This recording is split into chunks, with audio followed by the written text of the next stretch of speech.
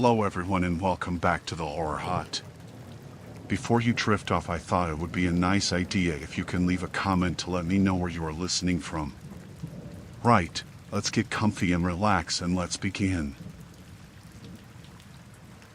I had been driving for hours, the hum of the tires on the asphalt a kind of monotonous lull that made the night seem longer than it was. My GPS insisted I stay on the main highway, but a construction detour forced me onto a smaller exit I didn't recognize. I didn't mind at first. The road was quiet, lined with the skeletal remains of trees, their branches scraping against the windshield in the wind. It felt secluded, yes, but peaceful. There was a thrill in finding a road so deserted at 2 a.m. The streetlights were sparse, flickering intermittently, and their weak glow barely touched the asphalt. I could see the outline of a town in the distance, though it was impossible to tell how far. I pressed on, expecting the road to widen or the GPS to recalibrate. But the road didn't widen. The town didn't appear. What I saw instead made my stomach twist. The first car was just parked at the side of the road. Its headlights were off, but it wasn't abandoned. A figure was seated inside, staring straight ahead or perhaps staring at me. At first, I thought it was a trick of the shadows, the reflection of the trees in the windshield, but the posture, the stillness, felt deliberate. My pulse quickened. I blinked, shook my head, and kept driving. Surely, it was someone resting, waiting for a friend, or maybe it had broken down. Then there was another car. And another. And another. They stretched on, one after the other, hundreds of them, lining both sides of the road. The figures inside didn't move. They didn't even blink. They simply sat, motionless, watching me. Their faces were obscured by shadows, but the stillness felt intelligent. They were aware of me. A chill ran down my spine. I tried to rationalize it. Maybe it was a junkyard of old cars, mannequins, something explainable, but the human shapes behind the windshields defied any explanation. I slowed down, gripping the steering wheel tightly. Each car I passed, I felt their gaze boring into me. I checked my mirrors compulsively, my eyes darting from rear view to side mirror. None of them moved, but I could feel the collective attention. It pressed down on me, a suffocating weight. My rational mind screamed at me to keep moving, to ignore it, but something deep in me knew I was no longer on a normal road. A sudden noise made me jolt. A faint scraping, like metal against asphalt. I glanced to my right. One of the cars had its window slightly down. A hand, pale, thin, motionless, hung from the frame. My heart leapt. I told myself it was the wind, or maybe an accident of the trees brushing against the vehicle, but my voice sounded hollow even to me. I pressed the accelerator. The next turn was supposed to bring me to a small overpass, according to the GPS, but it didn't appear. The road twisted unnaturally, looping back on itself as if I were driving in circles. Panic began to creep in, knotting my stomach. I glanced at the dashboard. My fuel gauge had dropped inexplicably fast, as if the car itself were resisting me. Then I noticed movement. Just a flicker at first, a head turning, eyes glinting in the dim light. Every car I passed after that seemed to mimic the last. Heads slowly rotated, almost imperceptibly, following my car. I forced my hands to stay steady on the wheel, telling myself it was exhaustion, hallucination. I had been driving for nearly 12 hours. My body was tired. That had to be it. But the next car confirmed my worst fears. A figure stood up abruptly inside, tall and lanky, pressing its face to the windshield. Its eyes were wide, unblinking, and a low, guttural sound emanated from it, not quite a growl, not quite a whisper. I screamed. I hit the gas. The road began to narrow, the trees pressing closer to the asphalt, branches clawing at the car. The figures didn't stay in their vehicles anymore. They moved. One car, then another, had doors swinging open, occupants stepping onto the pavement silently, moving in perfect, unnatural synchrony. They didn't run, didn't make a sound, but they advanced steadily, cutting off any chance of escape. I swerved, trying to dodge them, my tires skidding on the loose gravel at the road's edge. My eyes burned, tears streaming down my face, but I could still see them, dozens of shadowed figures, some barely humanoid in their stiffness, all converging on me with patient, relentless determination. Then my car stalled. A mechanical deathly cough, then silence. I tried to restart it. Nothing. The figures were closer now, stepping lightly, as if their feet barely touched the road. I locked the doors, heart hammering in my chest, hands trembling violently. It was then I noticed their faces. When they leaned closer, the faint glow of the moon-illuminated skin stretched too tight, eyes too large, teeth too white and sharp. They weren't human, not really. They were some grotesque mimicry, an imitation of people, watching, waiting, and now closing in. I didn't think. I forced the door open and ran into the woods. Branches whipped my face, thorns tore my clothes, and every step I took seemed slower than the last, as if the forest itself resisted me. Behind me, faint metallic taps echoed. They weren't running, they never ran, but they followed. I didn't dare look back. Hours or maybe minutes, I couldn't tell, passed in a blur of cold, mud, and terror. Eventually, I stumbled onto a paved road lit by neon signs, a small gas station. I burst inside, slamming the door. The attendant looked at me, blankly, a cigarette dangling from his lips. I tried to explain, but the words faltered. The figures hadn't followed me here. Not yet. I stayed inside until dawn, refusing to leave. When the sun finally rose, I stepped outside. The road I had come from was empty, ordinary. No cars, no figures, nothing but asphalt stretching into the distance. My hands shook as I locked the station's door behind me. I never found out exactly what I had driven into that night, and I don't want to. But I know this, if I ever see that exit again, I'll turn the other way. Some roads are not meant to be taken, and some eyes are meant to remain unseen. I survived that night, yes, but every time I drive alone after dark, I feel it watching, patient, waiting for the moment I make one wrong turn again. And I will, eventually. I had been driving all afternoon, the kind of long, monotonous stretch that lulls you into thinking you're invincible. My destination was a small cabin on the edge of the county, a quiet place to escape work and emails and phone calls. The GPS guided me well enough, but a construction detour appeared suddenly, a patch of orange cones forcing me off the highway.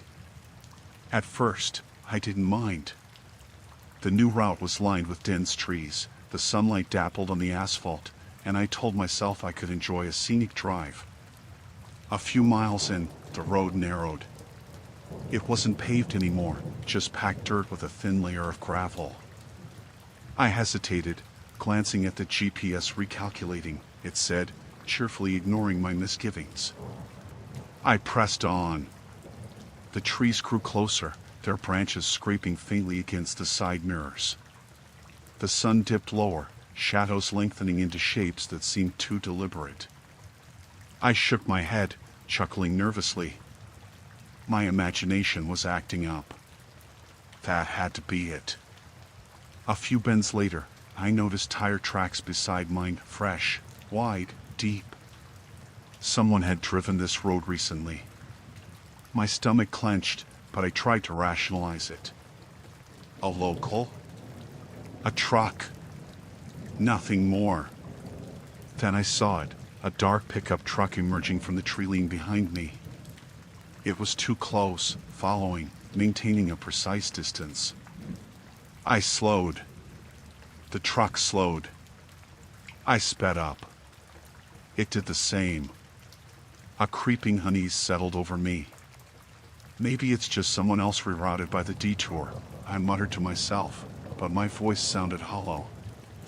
I wanted to ignore it, to focus on the GPS, but every glance in the rearview mirror tightened the knot in my chest. The truck's headlights glinted intermittently through the trees, and for a fleeting moment, I thought I saw a figure staring directly at me. Then it disappeared, lost in the shadows of the cab. The dirt road twisted again, and I could see the end, or at least the promise of it, a faint glimmer of paved road ahead, the kind of curve that signaled safety. Relief surged through me, but it was short-lived. As I approached, the truck roared past me, accelerating, then swung in front of me with a screech that sent gravel flying. I slammed on the brakes. My tires skidded, leaving deep ruts. The truck stopped, blocking the only way back. Its engine idled like a predator waiting. I sat frozen, hands gripping the steering wheel. My mind raced. Rational explanations tumbled over one another. A delivery truck lost? Some frustrated commuter? But nothing could explain the way the cab seemed impossibly large, the darkness inside impenetrable, and the way the truck's lights glinted like eyes in a predator's stare. I tried the horn. Nothing. I tried shifting into reverse. The truck rolled slightly forward, nudging my bumper, a subtle, deliberate warning. I forced myself to breathe. Maybe if I waited, the driver would turn off, leave me alone. I watched the shadows, counting seconds that stretched into minutes. Then movement, a figure stepping out, slow, deliberate, silent. My pulse jumped into my throat. It wasn't a normal gait. The silhouette was wrong, elongated arms, stiff, unnatural. The figure stopped just beyond the truck, staring. I could feel the weight of its gaze even in the dimming light. I tried to reason with myself. "It's a man," I whispered. "Someone just lost, maybe wants directions." But my heart wouldn't slow, my rational mind buckling under the suffocating dread. The figure's head tilted slightly, as though it were considering me. Its eyes glinted white, and for a second I swore they were too large, too still, staring into me rather than at me. I tried the door handle. Locked. Of course it was locked. My car was my only shield. The figure moved again. A faint scraping sound, like nails on concrete, though the dirt should have muffled everything. I pressed my back into the seat, trying to make myself small, invisible. The truck's engine hummed, steady, patient. The figure didn't approach immediately but circled the cab, deliberately slow, like a cat circling prey. My fingers found the key in the ignition. My plan was simple: floor it, ram past the truck if I had to, leave this nightmare behind. I slammed the pedal down. The truck reacted immediately, sliding into motion to block me, tires throwing up clouds of dust. I swerved, hucking the edges of the road. The figure raised its arms, unnaturally long now, stretched to a grotesque proportion, and I felt a thrill of panic as the shadowy limbs seemed to scrape the side of my car. Metal groaned under the touch. My stomach churned. The road narrowed even more, trees pressing close. There was no escape, no rational exit. Then, a clearing appeared. The dirt road ended at a small, abandoned gas station, lights flickering but functional. I veered toward it, tires skidding across gravel, and the truck hesitated. It didn't move as fast. My car crashed through the entrance, spinning slightly, and I slammed the doors. I dared to glance out the windshield. The figure was gone. The truck was stationary, engine idling, but unmoving. I couldn't see anyone inside. My chest heaved, my hands trembling violently. I didn't stop until I reached the main highway several miles later. The sun had fully set by then, leaving a sky smeared with indigo and the faint glow of distant town lights.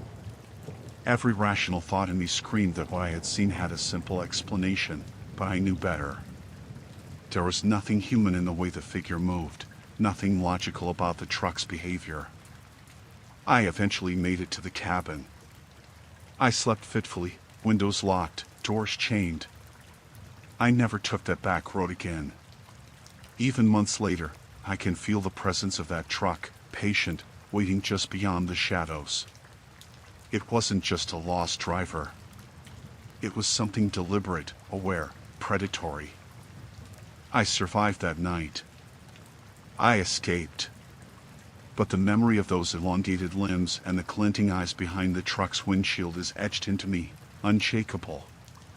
And I know, if I ever make one wrong turn again, it will be waiting, patient, calculating, ready to remind me that some roads are not meant to be traveled.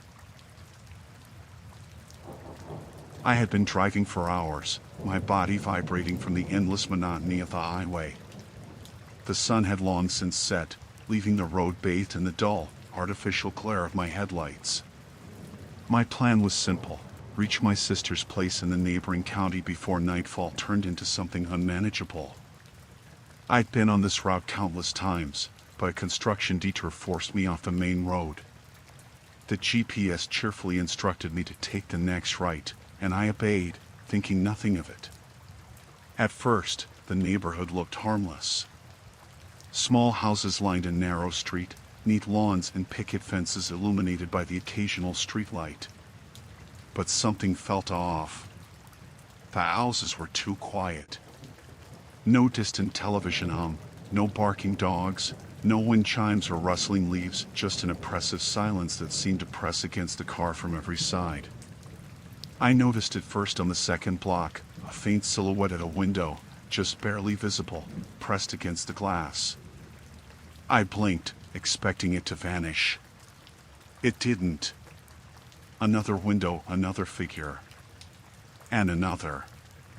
My chest tightened. I tried to rationalize. Maybe someone had visitors, someone was up late, maybe it was a trick of the shadows. But the windows all contained figures. Motionless, watching. I slowed my car instinctively, trying not to stare, trying to convince myself I was imagining it. Each turn revealed more faces, all pressed against their respective windows, eyes following the car with unnerving precision. I checked my mirrors, half expecting the street to empty behind me. But the rear view reflected more of the same dark silhouettes observing, heads tilting as I moved. Panic started to creep in. My pulse quickened, my hands gripping the steering wheel as I forced myself to breathe evenly. I told myself it was coincidence, the trick of shadows, reflections, tired eyes misinterpreting shapes. Rational explanations. But the weight of those gazes made my stomach clench. Each blink, each turn of the wheel, felt like I was being measured, assessed. The street narrowed, forcing me to drive slowly. I could hear the tires crunch on gravel patches hidden beneath the asphalt. Every few houses, a single light flickered, too brief, too rhythmic to be normal flickering bulbs. It felt like a heartbeat, counting my approach. I told myself it was nothing, a loose wire maybe. But my mind didn't accept it. Then I saw movement. A hand pressed against a window pane, fingers splayed unnaturally wide. I yanked the wheel slightly, nearly hitting the curb. My heart was hammering in my chest, each beat loud enough to echo in my ears. I tried to call my sister. No signal. Not even a trace. The neighborhood had become an island, disconnected from the world I knew. I considered turning around, but the street seemed to stretch endlessly. Each time I tried, a narrow side street or blocked driveway made a full U-turn impossible. The houses formed a corridor of silent observers. Faces, more detailed now, some with hollow eyes, others with mouths slightly open as though breathing me in, unblinking, unfeeling. My rational mind scrambled. Maybe they were mannequins, dolls, someone's bizarre decoration. But the movements, however subtle, were alive. They followed me. I pressed the accelerator, hoping to escape this suffocating street. The headlights caught more than I wanted to see. Children? Shadows too small to be adults, peering out with intensity that made my stomach churn. Windows reflected the light back, highlighting dozens of faces at once, all converging, all waiting. I forced my gaze forward, counting the houses, calculating the distance to the end of the street. It should have been a short block. It wasn't. The road twisted again, and I realized I had passed the same houses multiple times. Patterns repeated, the same crooked fence, the same mailbox, the same burned-out street lamp. I must have been driving in circles. My breath caught in my throat. There was no way out. I considered stopping the car, sitting in the middle of the street and hoping it was a dream. But the eyes, countless, unblinking, made that impossible. I tried honking. Short bursts. Long bursts. Nothing. The silence persisted, punctuated only by the faint creak of an unseen hinge, the occasional scrape of feet against wood floors. The shadows shifted slightly, ever so slightly, in perfect unison. I could feel their anticipation, pressing in from all sides. Rational thought had abandoned me. Then one figure moved more boldly than the others. A tall, thin silhouette stepped away from the window, standing in the middle of the yard. It tilted its head, staring directly at me. And as I watched, more began to do the same, emerging from the windows, stepping out onto the lawns. Their movements were coordinated, unnatural. The streetlights flickered violently, shadows leaping across their bodies, and I realized something horrifying. I was surrounded, trapped in a living corridor of watchers. I floored the accelerator. Tires screamed against asphalt, the engine roared. The figures didn't retreat. Some raised their arms, hands stretching in ways that seemed wrong, elongated, claw-like. I swerved, narrowly avoiding a small child or something that resembled a child standing silently in the road. Its eyes reflected the headlights, a cold, impossible white. Then, a break, the street finally opened onto a wider road. I hit the gas, tires skidding as I left the neighborhood behind. Houses receded into darkness, and slowly, the oppressive weight of countless eyes began to lift. My body shook violently as the adrenaline faded. I glanced in the rearview mirror. Not a single window held a figure now. Only the familiar emptiness of suburbia under the dim glow of streetlights. I didn't stop until I reached the main highway, where cars moved normally, drivers oblivious to the nightmarish street I had escaped. My hands were raw from gripping the steering wheel, and my head throbbed from tension. I called my sister immediately, and when I told her what had happened, she laughed nervously. Desolate neighborhood, huh? Maybe you were just tired. You should rest. I didn't believe her. I've tried to rationalize it, to chalk it up to stress or exhaustion, but deep down I know what I saw. Every window, every face, watching, waiting. I've moved since then, never driving alone at night again, but I can't shake the feeling that those eyes are still out there, somewhere, and that one day, if I take a wrong turn, I'll find that street again. And this time, I might not get out. I had been driving for hours, the kind of day where fatigue presses against your bones and the world blurs into a dull, gray hum. The GPS had guided me flawlessly along the main roads, but a sudden detour forced me onto a smaller street I had never noticed before. It wasn't on any of my usual routes, and the evening air had already thickened with the approaching night. At first, I thought nothing of it.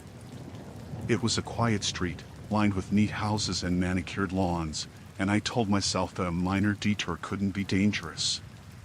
The street was eerily still. Every house had its porch light off, and the windows were dark and vacant. No television glow, no distant music, not even the flicker of a passing car. The silence pressed against the car, a weight I could almost feel. I glanced at the GPS. The turn I had just taken would reconnect me with the main road in half a mile. Easy. Ordinary. Nothing to worry about. And then I saw the first house with its lights on. One porch, illuminated by a single yellow bulb, casting long shadows across the driveway. A figure stood there, motionless. I thought at first it was a neighbor or someone waiting for a friend, but there was something off. The posture was too stiff, the figure too still. I slowed the car instinctively, my hands tightening around the wheel. As I passed, the figure didn't move. Didn't wave, didn't acknowledge me. Just stood there, staring. A chill ran down my spine. I tried to rationalize it. Maybe they were checking a phone. Maybe someone had been waiting for an Uber.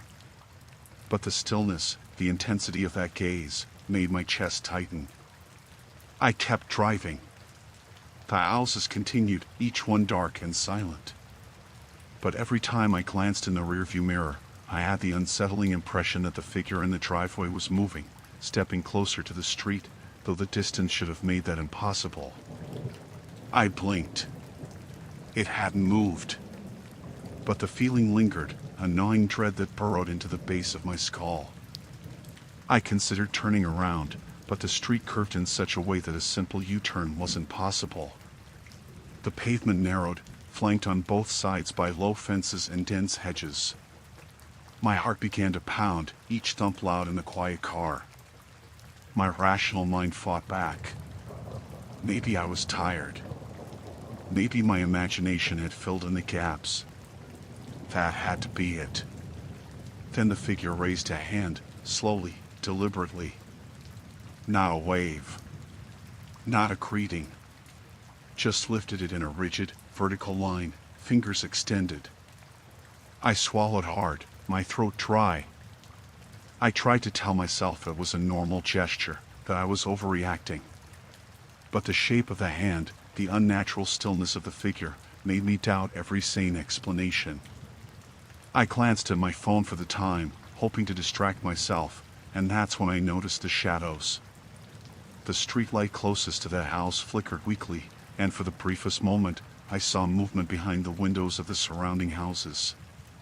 Shapes shifting, dark forms pressing close to the glass. I shook my head. No. I must be imagining it. My pulse raced. My foot hovered over the gas pedal. I wanted to leave. I needed to leave. But the street seemed to stretch endlessly. Every turn brought me past the same dark houses, the same empty lawns. And the figure in the driveway, always there, always waiting. I considered screaming, but my voice caught in my throat. I passed the house again. This time, the figure was closer to the street, standing near the curb. My hand shook violently on the wheel. I tried to start the car, to accelerate, to escape, but the engine hesitated, coughed, and refused. My stomach dropped. I wasn't going anywhere. A low, deliberate sound reached my ears, footsteps, slow and even, crunching against gravel. Behind me? In front of me? I didn't dare look. The street seemed to hold its breath. I told myself to remain calm, to think, but rationality was slipping through my fingers like smoke. The figure began walking toward me, one slow step at a time. I could see the outline now, tall, thin, unnaturally straight. The porch light cast a harsh shadow, stretching its form toward me, growing larger with every step. My chest constricted. I tried to restart the car again. The engine turned over once, twice, and then, miracle, caught. I floored the accelerator. Tires screeched on asphalt, and the car lurched forward, narrowly missing the figure as it stepped onto the street. Its head tilted unnaturally, eyes too bright, too unblinking, fixed on me. I didn't look back. Every instinct screamed at me to keep moving.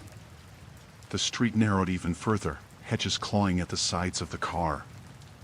My headlights caught glimpses of more figures, emerging from the darkness behind fences, shadows peeling off the walls. I risked a glance in the rearview mirror. One figure had appeared there too, standing impossibly still on the sidewalk behind me. It raised its hand, mirroring the one in the driveway. I screamed, my voice raw and hoarse, and pressed harder on the pedal. Finally, the street opened onto a wider road, illuminated by streetlights and the occasional passing car. I didn't slow until I was several blocks away, heart hammering, hands raw from gripping the steering wheel.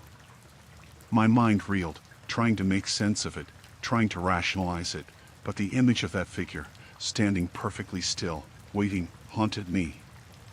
I never took that street again. Weeks later, I drove past the neighborhood during the day. Every house was normal, porch lights flickering on timers, children playing, mailboxes neatly aligned. No figures. No shadows pressed against windows. Nothing. I have no explanation for what I saw that night. Rational thought fails me. All I know is that when I drive alone after dark, I feel the sense of being watched, of someone waiting in the shadows for the moment I make one wrong turn. And I know that if I ever take that turn again, the figure will still be there, waiting in the driveway, just as it did that night. I survived. I escaped. But the memory of that waiting, silent presence is permanent, etched into my mind with a clarity that daylight cannot erase. I had been driving for hours, the highway stretching before me like a black ribbon, interrupted only by the dim glow of passing streetlights. I was tired, my eyes heavy, my hands stiff on the wheel, but I refused to stop until I reached the next town. My phone had died somewhere back on the interstate, so I was completely reliant on my memory of the map. That was my first mistake, though I didn't realize it until much later. The road I was on curved unnaturally through thick woods. The trees leaned in close on either side, their skeletal branches scratching the windshield with each gust of wind. The air smelled faintly of damp earth and decaying leaves. I told myself it was normal, that I was simply driving through an unfamiliar stretch. But the deeper I went, the heavier the air felt, pressing against my chest like invisible hands. It was when I glimpsed the first animal that I started to feel uneasy. A deer, or maybe a coyote, darted across the road. Its eyes caught the headlights for a split second, reflecting back at me in a pale, unnatural green. I hit the brakes instinctively, my tires crunching on gravel, but the road remained clear. The animal disappeared into the shadows, leaving a silence that felt louder than the engine's hum. The GPS had long since stopped recalculating, its screen dead and useless.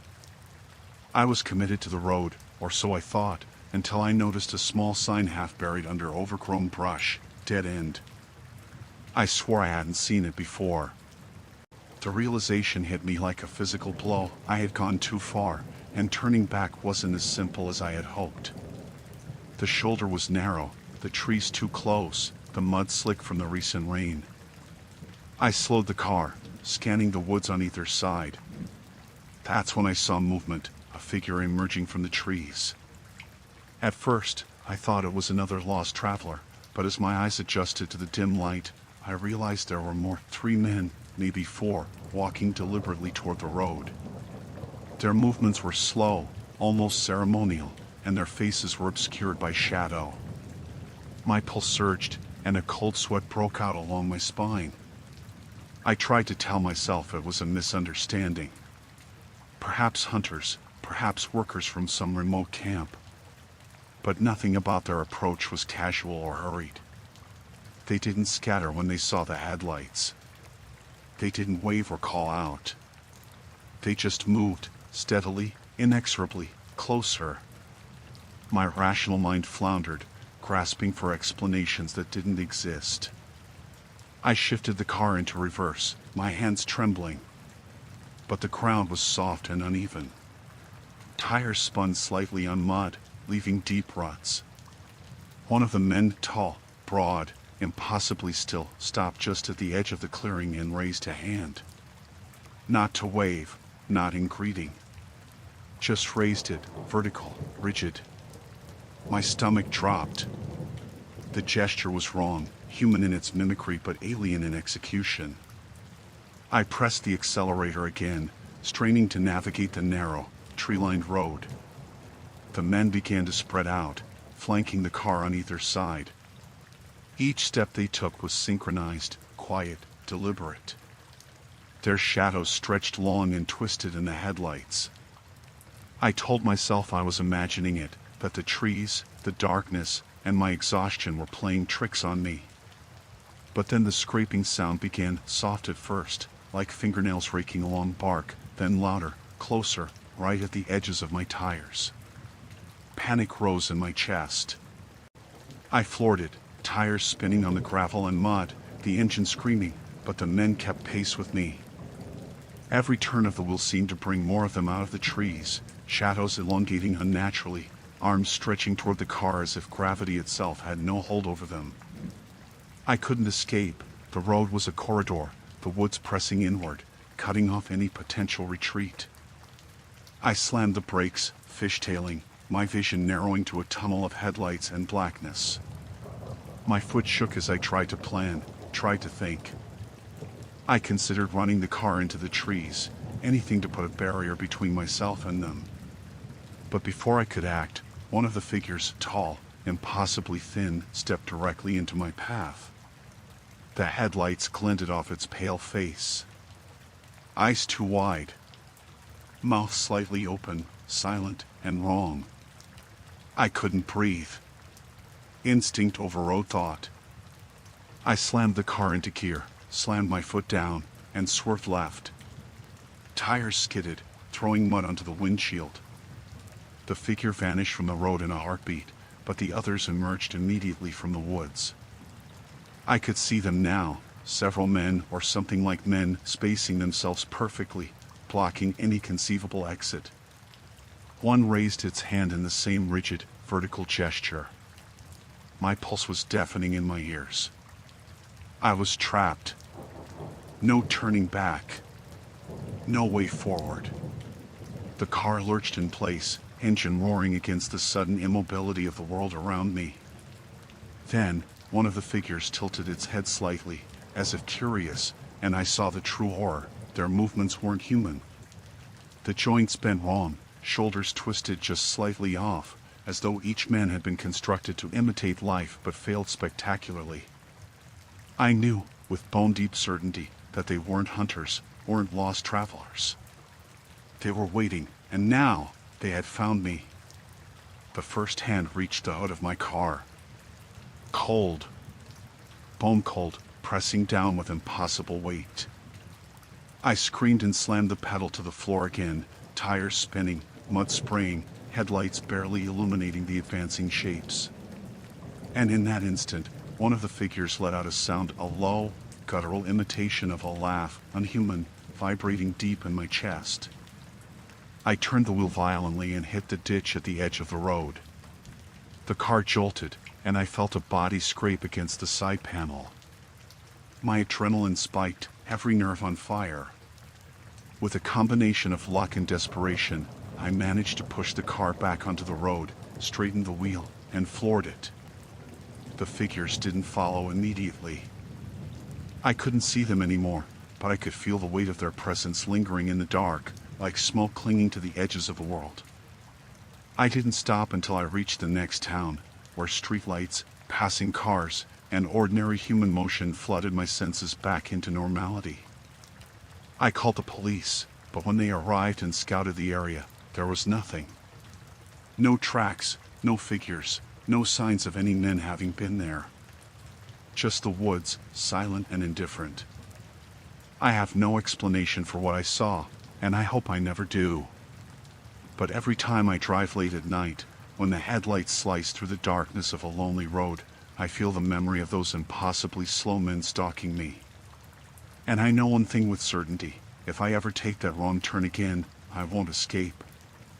I survived that night. Barely. And I will never forget the eyes, the hands, the deliberate patience of those men in the woods. I had been driving for hours, the monotony of the highway stretching behind me like a half-forgotten dream. My shoulders ached from gripping the wheel, and my eyes burned from the glare of oncoming headlights. I was tired, hungry, and anxious to reach my destination, a friend's cabin on the outskirts of town. My GPS had led me faithfully along the main roads, but a construction detour suddenly forced me onto a smaller, unmarked route. I hesitated at the turn but convinced myself it would just be a shortcut, a quiet back road that would save me a few miles. At first, it was ordinary enough. 2 lanes, cracked asphalt, trees pressing close on either side. The smell of damp leaves and earth filled the air, and a thin mist clung to the ground. I lowered my speed slightly. The road had the feel of one that hadn't been used in years. Nothing felt dangerous. Just old. The first odd thing I noticed was the bridge. It wasn't far down the road, a simple arching structure over a dry creek bed. The underside was dark, the concrete streaked with black stains from decades of water and neglect. As I drove closer, I realized the mist thickened beneath it, curling around the support pillars in a way that made the shadows seem alive. I hesitated at the entrance but told myself I was being silly. Just a low bridge, nothing more. Then I saw the van. White, nondescript, parked under the bridge, rear doors wide open. I slowed to a crawl, curiosity overriding fatigue. Figures were crouched near the back, straining to lift something heavy. My first thought was movers, or maybe construction workers unloading equipment. But the way they moved, their limbs stiff, awkward, almost mechanical, made my chest tighten. When they noticed me, everything froze. I stopped the car instinctively, the engine ticking in protest. The figures didn't wave, didn't smile. They just stood still, frozen mid-motion, staring at me with blank expressions. My breath caught. There were 4 of them, maybe 5, surrounding the rear of the van. The object they were unloading was covered with a tarpaulin, large enough to be a mattress or a body. My stomach knotted. I told myself it was probably a large piece of furniture, maybe a coffin-shaped crate for some harmless reason. Rational explanations. I even forced a small, nervous laugh, trying to dispel the unease that had settled in my chest. The mist swirled around the pillars, thickening the shadows, and the silence under the bridge pressed in on me, as though the world outside had ceased to exist. But then I noticed the smell. A faint, metallic tang that clung to the air, mixing with the damp odor of the creek bed. My stomach lurched. I forced my eyes away from the tarp, back to the figures. They hadn't moved, not a muscle. And yet there was an intensity in their gaze that went beyond human recognition, a collective awareness that made my skin crawl. I tried to put the car in reverse. Tires spun slightly on the gravel, but the vehicle moved. Slowly. That was enough for the figures to react.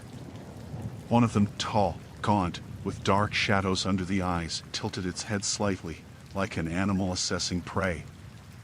The others mirrored it perfectly, synchronized in a way that felt unnatural. I realized, in a cold nod of certainty, that they weren't just workers or movers. They were waiting. Panic began to claw at me. My rational mind shouted, "Just drive, just leave."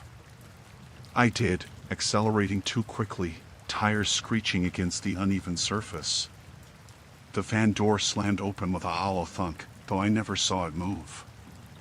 A sudden, scraping sound followed me as I passed the bridge, like metal dragging against stone, echoing off the concrete pillars. I dared not look in the rearview mirror. My hands shook violently on the wheel. I couldn't explain the figure of the one closest to the van suddenly stepping slightly into the road, just enough to feel its presence through the headlights, its elongated shadow stretching toward my tires. My stomach rolled. The world felt smaller, tighter, as if the bridge itself had closed in around me. I risked a glance behind me. Nothing. Just the empty road, gray mist curling in the beams of my headlights. Relief washed over me briefly, only to be replaced by the image burned into my mind, the tarp. Its edges were damp, clinging to whatever it concealed, and I knew with unshakable certainty that what they had been moving wasn't furniture. My pulse raced as I pushed forward, the mist thinning only slightly as the bridge receded behind me. The ordinary world returned, streetlights flickering on, the hum of distant traffic, the familiar rumble of tires on asphalt. I pulled into the first open gas station I saw, doors locked, engine running, body trembling. I stared back down the road, half expecting to see them emerge from the shadows, vanishing under the bridge, waiting for another victim. Hours later, the police scouted the area with me. They found the van, yes, parked under the bridge. Empty. No tarpaulin, no figures, nothing except tire tracks in the mud. They shrugged and suggested I was tired, my imagination playing tricks on me. Rational explanations. But I know better. I've never returned to that road. I've learned to keep the lights on in my car at night, to avoid any street that seems too quiet, to never trust mist curling beneath a bridge. And I know this, whatever I saw under that bridge that night is still there. Waiting. Watching. Moving with deliberate patience, carrying whatever it is at once, ready for the next person who dares take the wrong turn. I survived. I escaped. But the memory of the van, the tarp, and those frozen figures is etched into my mind. And I know that if I ever stray onto that road again, there will be no escape. I had been driving for hours, the road stretching before me like a ribbon of black silk under the weak glow of my headlights. My commute to my sister's cabin had started as an ordinary evening drive, but a detour sent me down a smaller, less traveled road. At first, I didn't mind. The asphalt was narrow, flanked by trees, and the occasional farmhouse passed in the periphery, lights glowing faintly through the dusk. The air was crisp, the smell of damp leaves and earth drifting in through the cracked window. Ordinary enough. But the road grew lonelier. Houses became sparse, then non-existent. The pavement cracked, gravel intruding along the edges, and the trees pressed closer, their shadows clawing at the hood of my car. I told myself I was imagining things, that I'd just taken a road less maintained. Rational thoughts helped only so much. I glanced at my fuel gauge. Plenty left, though the area felt unwelcoming enough that I resolved to keep moving. That's when it happened. A faint sputtering from the engine. I frowned and pressed the accelerator. The sputtering worsened. My heart began to race. I attempted to restart the car. Nothing. The engine died with a final, wheezing cough. Silence fell around me, absolute and heavy. No crickets, no rustling leaves, no distant car horns. Only the faint hum of static from the dead radio. I tried the lights. Dim, flickering. The street was empty, a corridor of blackness stretching in either direction, the trees pressing in like walls. I told myself I could walk to the next intersection or flag down a passing vehicle. Surely, someone would appear soon. Rational. Safe. Minutes passed. The wind rustled the branches, scratching faintly against the windshield. I checked the rearview mirror and froze. Headlights, faint but steady, emerged far behind me. I exhaled in relief. Someone was coming. Rescue. A neighbor? A passing car? But as the headlights approached, my relief faltered. They didn't pass. Not even slightly. They maintained distance, following. Slow, deliberate, patient. I sat frozen in the driver's seat, hands gripping the wheel, trying to convince myself it was coincidence, another driver delayed by something ahead. I started the car again, engine coughing, sputtering, then roaring weakly to life. I reversed a bit, hoping to move closer to the main road, but the headlights mirrored my every motion, stopping when I stopped, accelerating when I did. My stomach churned. Rationality slipped. Maybe a nervous driver? A kid playing a prank?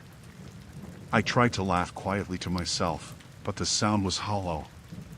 Every instinct told me to drive forward, to flee, yet the road ahead twisted unnaturally, long shadows stretching like fingers across the cracked asphalt. Trees leaned in closer, their branches tangling above the road in dark, arching patterns. I risked glancing at the lights behind me. Nothing else, no shape discernible, just a bright glare through the gloom. No indicator, no horn, no engine hum beyond the faint flicker of distant headlights. But I could feel it, someone there. Something there. Waiting, observing. My pulse hammering, I tried to rationalize, exhaustion, paranoia, reflection of my headlights on the mist that had begun to settle. Rational. Safe. Minutes stretched. I pressed the gas, tires crunching over gravel patches, desperate to reach the next intersection. Yet the lights stayed behind me, unrelenting. The quiet was suffocating. My breath came fast, uneven. I dared to look around, to scan the woods on either side. Shadows moved, but it was impossible to tell if they were branches swaying in the wind or figures slipping silently between the trees. I tried a maneuver. I turned sharply onto a narrower path, hoping to confuse whoever or whatever was behind me. The headlights followed without hesitation, maintaining the same perfect distance. My chest tightened, hands trembling. Rational thought was impossible. I realized with growing dread that I was being tracked. Studied. Waited for. The first sound of something solid hitting the undercarriage made me scream. Gravel shifted under the tires. My stomach dropped. The lights behind me remained steady, now brighter, closer, but still following. I floored it, pushing the car to its limits, tires screeching, heart pounding, fog swirling around me in sheets. And then, movement. Shadows beyond the headlights, just at the edge of vision. Something tall, impossibly still, slipping between the trees, keeping pace with the vehicle without any sound of footfalls. I tried to ignore it, focused on escape. Rationally, I told myself I was imagining figures in the fog. It's the headlights reflecting off branches. Rational. Safe. But then, a faint sound, metal scraping lightly on asphalt, echoed from behind. I froze, gripping the wheel. The scraping persisted, moving perfectly in sync with the car. My pulse raced. Every rational explanation collapsed under the weight of certainty. I was being followed. Not randomly. Not accidentally. Deliberately. I reached the main road at last, the fog thinning, asphalt smooth, lights from distant towns glimmering. I drove through it like a man possessed, gasping, tears stinging my eyes, checking every mirror, expecting them to appear on the road behind me. When I dared to glance, the headlights were gone.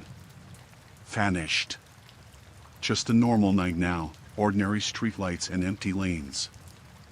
I called the police, reported the incident. No cars matching my description.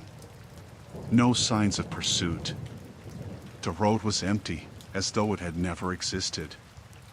I told myself exhaustion and fear had warped perception. Rational. Safe. But I know better. That night, I felt a presence, patient and intelligent, following with deliberate precision. I survived. I escaped. But every time I drive alone after dark, I feel it, the knowledge that somewhere, in the shadows, headlights could appear again, keeping pace, waiting for the wrong turn. I will never take that detour again. I had been driving for hours, following the fading light westward, hoping to reach my aunt's house before night fully claimed the countryside. The highway had been simple, familiar, and uneventful, but a detour, an orange flash of cones and road closed signs forced me onto smaller, winding roads that I didn't recognize. At first, it felt quaint, even scenic, narrow asphalt bordered by fields and low hills, the smell of freshly plowed soil in the air. Ordinary enough, or so I told myself. As the sun dipped behind the horizon, shadows lengthened unnaturally across the road. The houses became sparse, and the occasional farmhouse appeared like islands in a sea of darkness. I passed one with its porch light flickering weakly, but nobody was visible outside. The further I drove, the quieter it became. No radio, no rustling of animals, nothing beyond the low hum of my tires on the asphalt. A sense of unease began to creep up my spine, subtle at first, like the brush of a spider against bare skin. The GPS had stopped recalculating. I glanced down. No signal blinked in bold letters.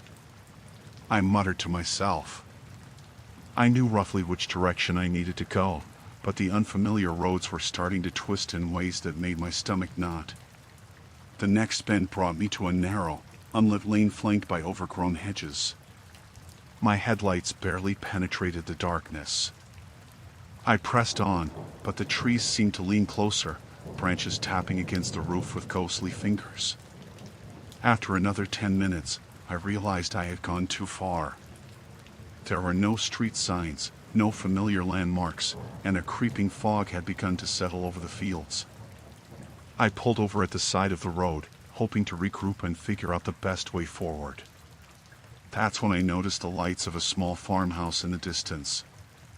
Relief flooded through me. Maybe someone could help, give me directions back to the main road. I drove slowly up the driveway and parked near the weathered porch, the gravel crunching sharply beneath the tires. I cut the engine and listened. No wind, no animals, just a suffocating silence. I told myself it was fine, rational. The man who lived here would see me and offer directions, nothing more. I got out, feeling the chill of early evening wrap around me. "Excuse me?" I called softly, trying not to startle anyone. There was a pause, then movement. A man stepped out from the side of the house, tall, thin, with pale skin and a worn coat. His face was partially obscured by shadow, but I could see his eyes, dark, cold, fixed on me with an intensity that made my chest tighten. "Hi," I said, forcing a smile, hoping to diffuse my sudden tension. "I'm lost. Could you point me back to Route 18? He didn't respond immediately. Just stepped closer, slowly, methodically. My eyes flicked toward the car. He was moving toward the passenger side, not the front door. A cold lump formed in my stomach. Sir?" I asked, voice catching. He stopped, then bent slightly, his hands brushing the handle of the passenger door.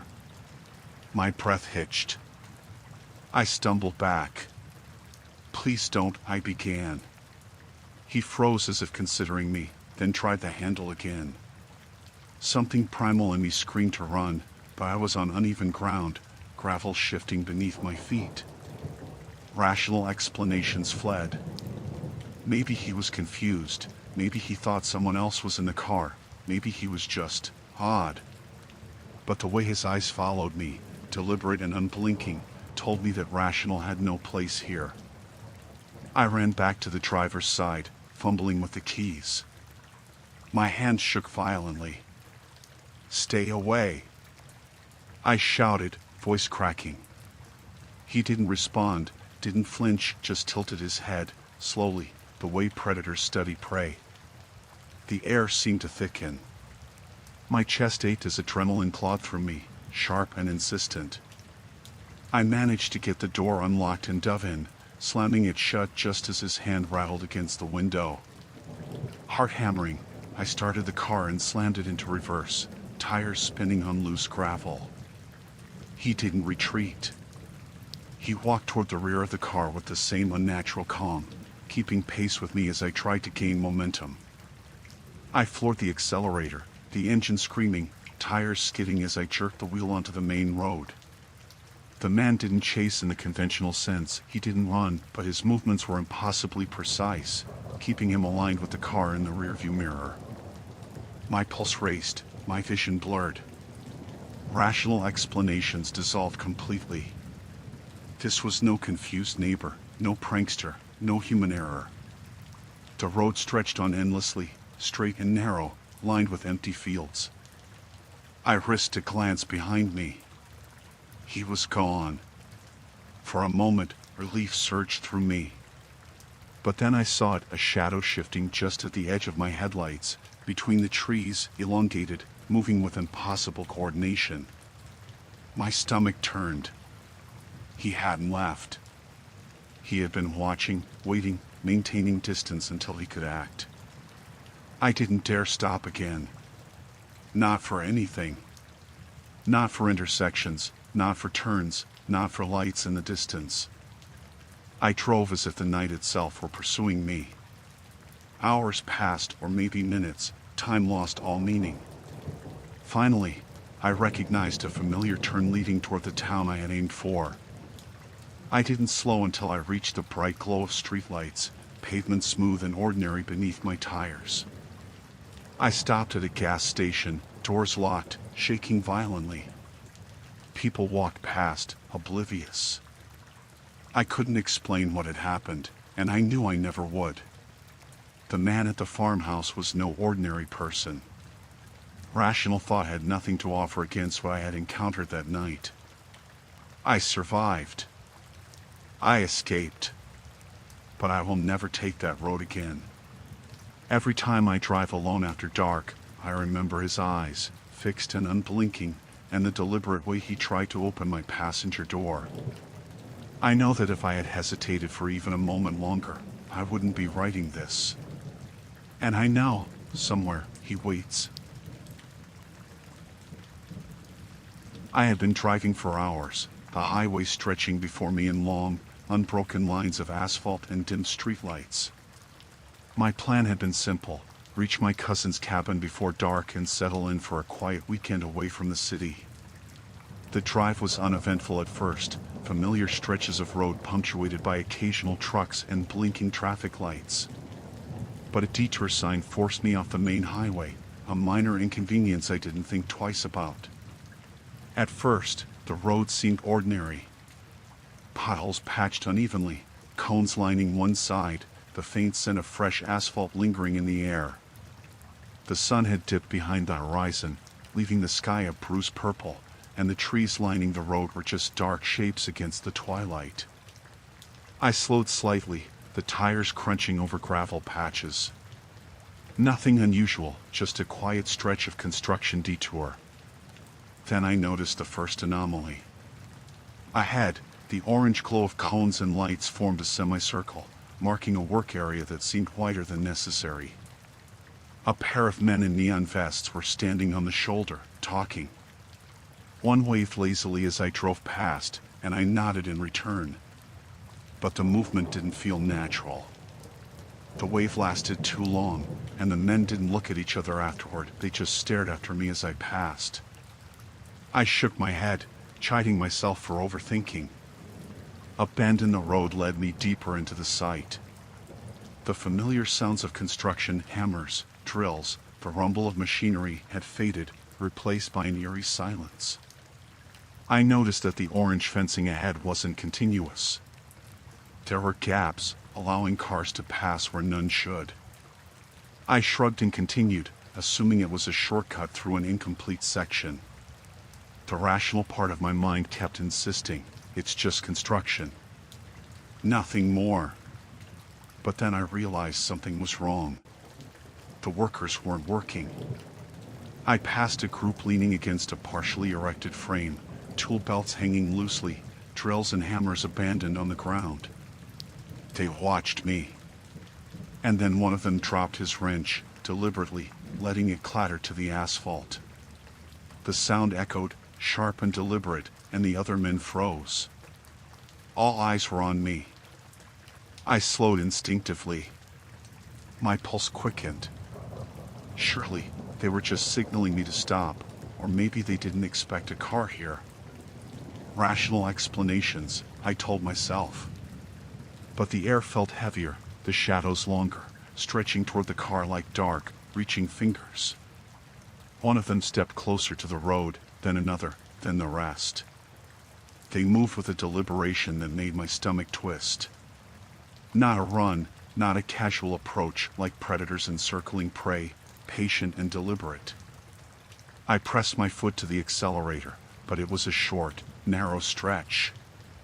There was no way around them.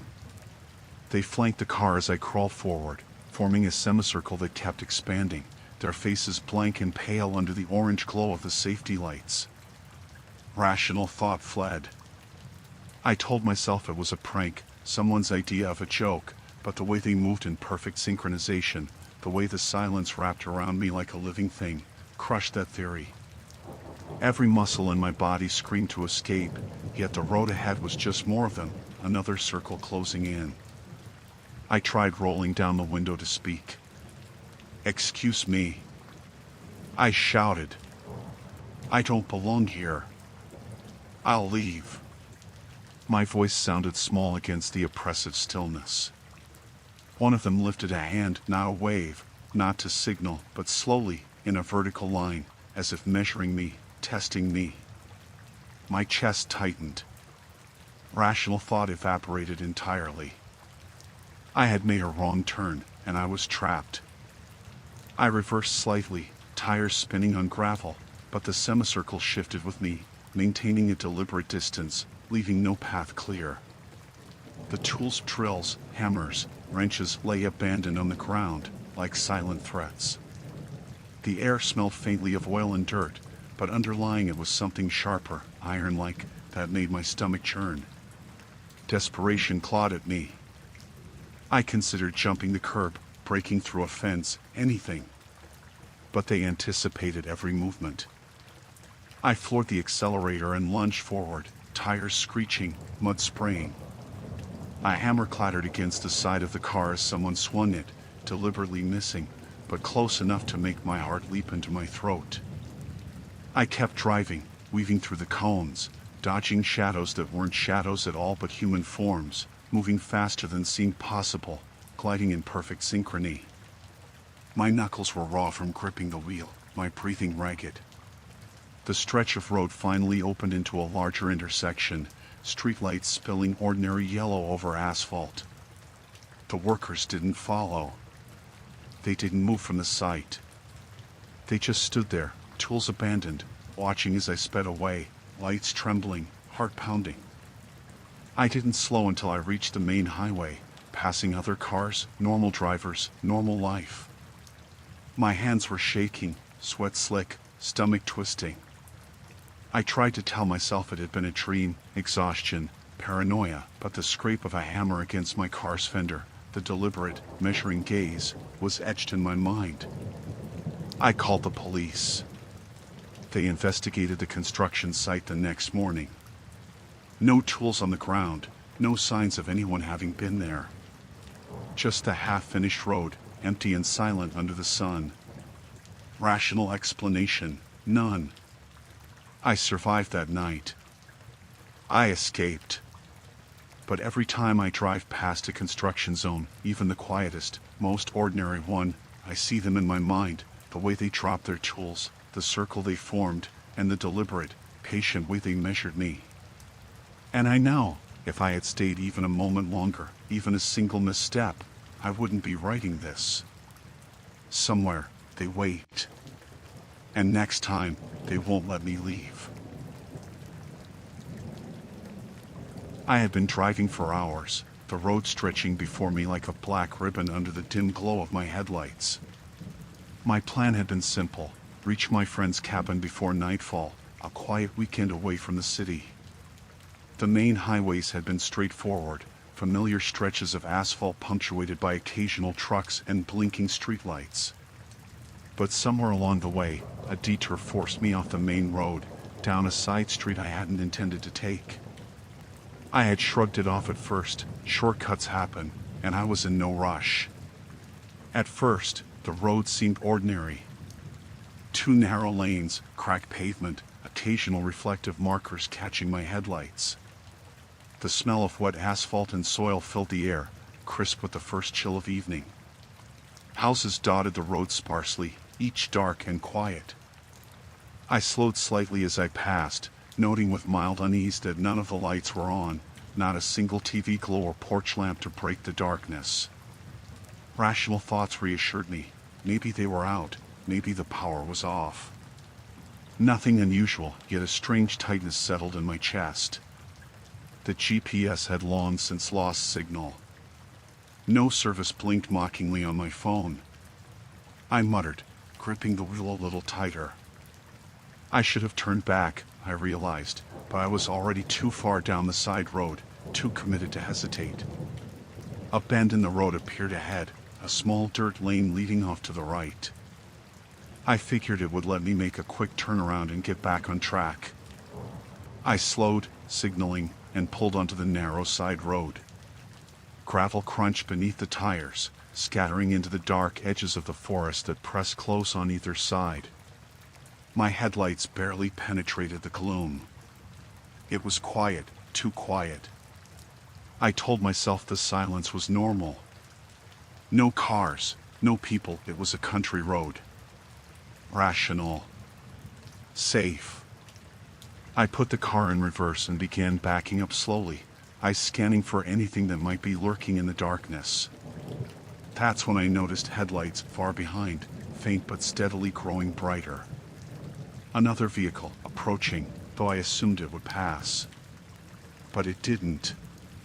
It stayed behind me, maintaining a steady distance.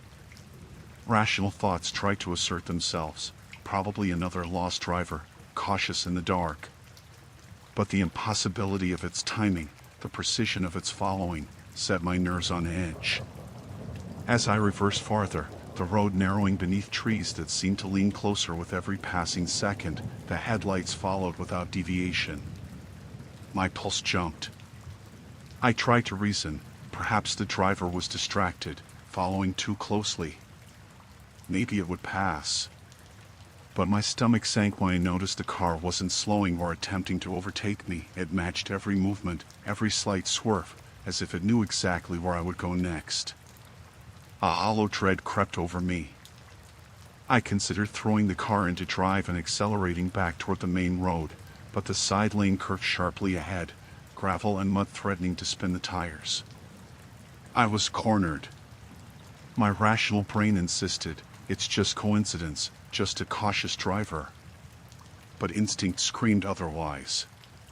Something about those headlights was deliberate. Predatory. I kept reversing, praying for an exit. The lane ended abruptly at a tree line, rough dirt giving way to dense undergrowth. I hit the brakes, heart hammering, breath shallow. The car behind me didn't slow. Its headlights glowed, brighter now, washing the trees in a harsh, unnatural light. I could feel it watching, though I didn't dare look directly at the vehicle, fearful of what I might see in the reflection of my rearview mirror. Thin movement. Shadows shifted beyond the beams, figures stepping out from between the trees. At first I thought I was imagining them, a trick of the dim light and my frayed nerves. But the shapes became clearer, tall, thin, moving slowly and deliberately, forming a semicircle behind the car. My pulse leapt into my throat. Rational explanations collapsed entirely. This was no accident, no lost driver, no innocent coincidence. I slammed the car into drive, tires spinning on loose gravel, mud spraying as I lunged forward, desperate to escape. The figures adjusted effortlessly, keeping pace, maintaining the semicircle with unnatural precision. My stomach knotted. Rationality had fled. There was no explanation for their movement, the way they seemed to anticipate every motion, every turn of the wheel. I risked a glance in the rearview mirror. One of them, a tall figure, gaunt, unblinking, stood at the edge of the beam of my headlights, head tilted slightly as if studying me. The others loitered behind, indistinct but synchronized in posture and timing. The lights behind me were still there, now closer, but I couldn't tell if they were part of the car or separate. My mind screamed for action, yet I felt paralyzed, trapped between the creeping inevitability ahead and the encroaching darkness behind. Finally, the side lane widened in the main road. I swerved onto it with everything I had, tires skidding, engine screaming. The figures didn't follow onto the asphalt. They stayed at the edge, just beyond the reach of my headlights, standing perfectly still. The other car, the one that had blocked me, vanished as quickly as it had appeared, leaving only the hum of the engine and my own ragged breathing. I didn't slow until I reached the next town, streetlights spilling over asphalt, ordinary cars moving at normal speeds. I called the police, reported the incident, but there were no vehicles matching my description. No reports of anyone else being there. Rational explanations, none. I survived. I escaped. But every time I drive down a dark, empty lane, I remember those headlights, fixed and unblinking, following in perfect synchronization, and I know the truth. If I had paused even a moment longer on that side road, if I had hesitated, they would have closed in. There is no randomness in that darkness, only patience and inevitability.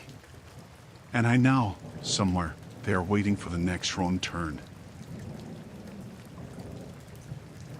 I had been driving for hours, the highway stretching before me like a ribbon of black asphalt, interrupted only by the dull glow of my headlights.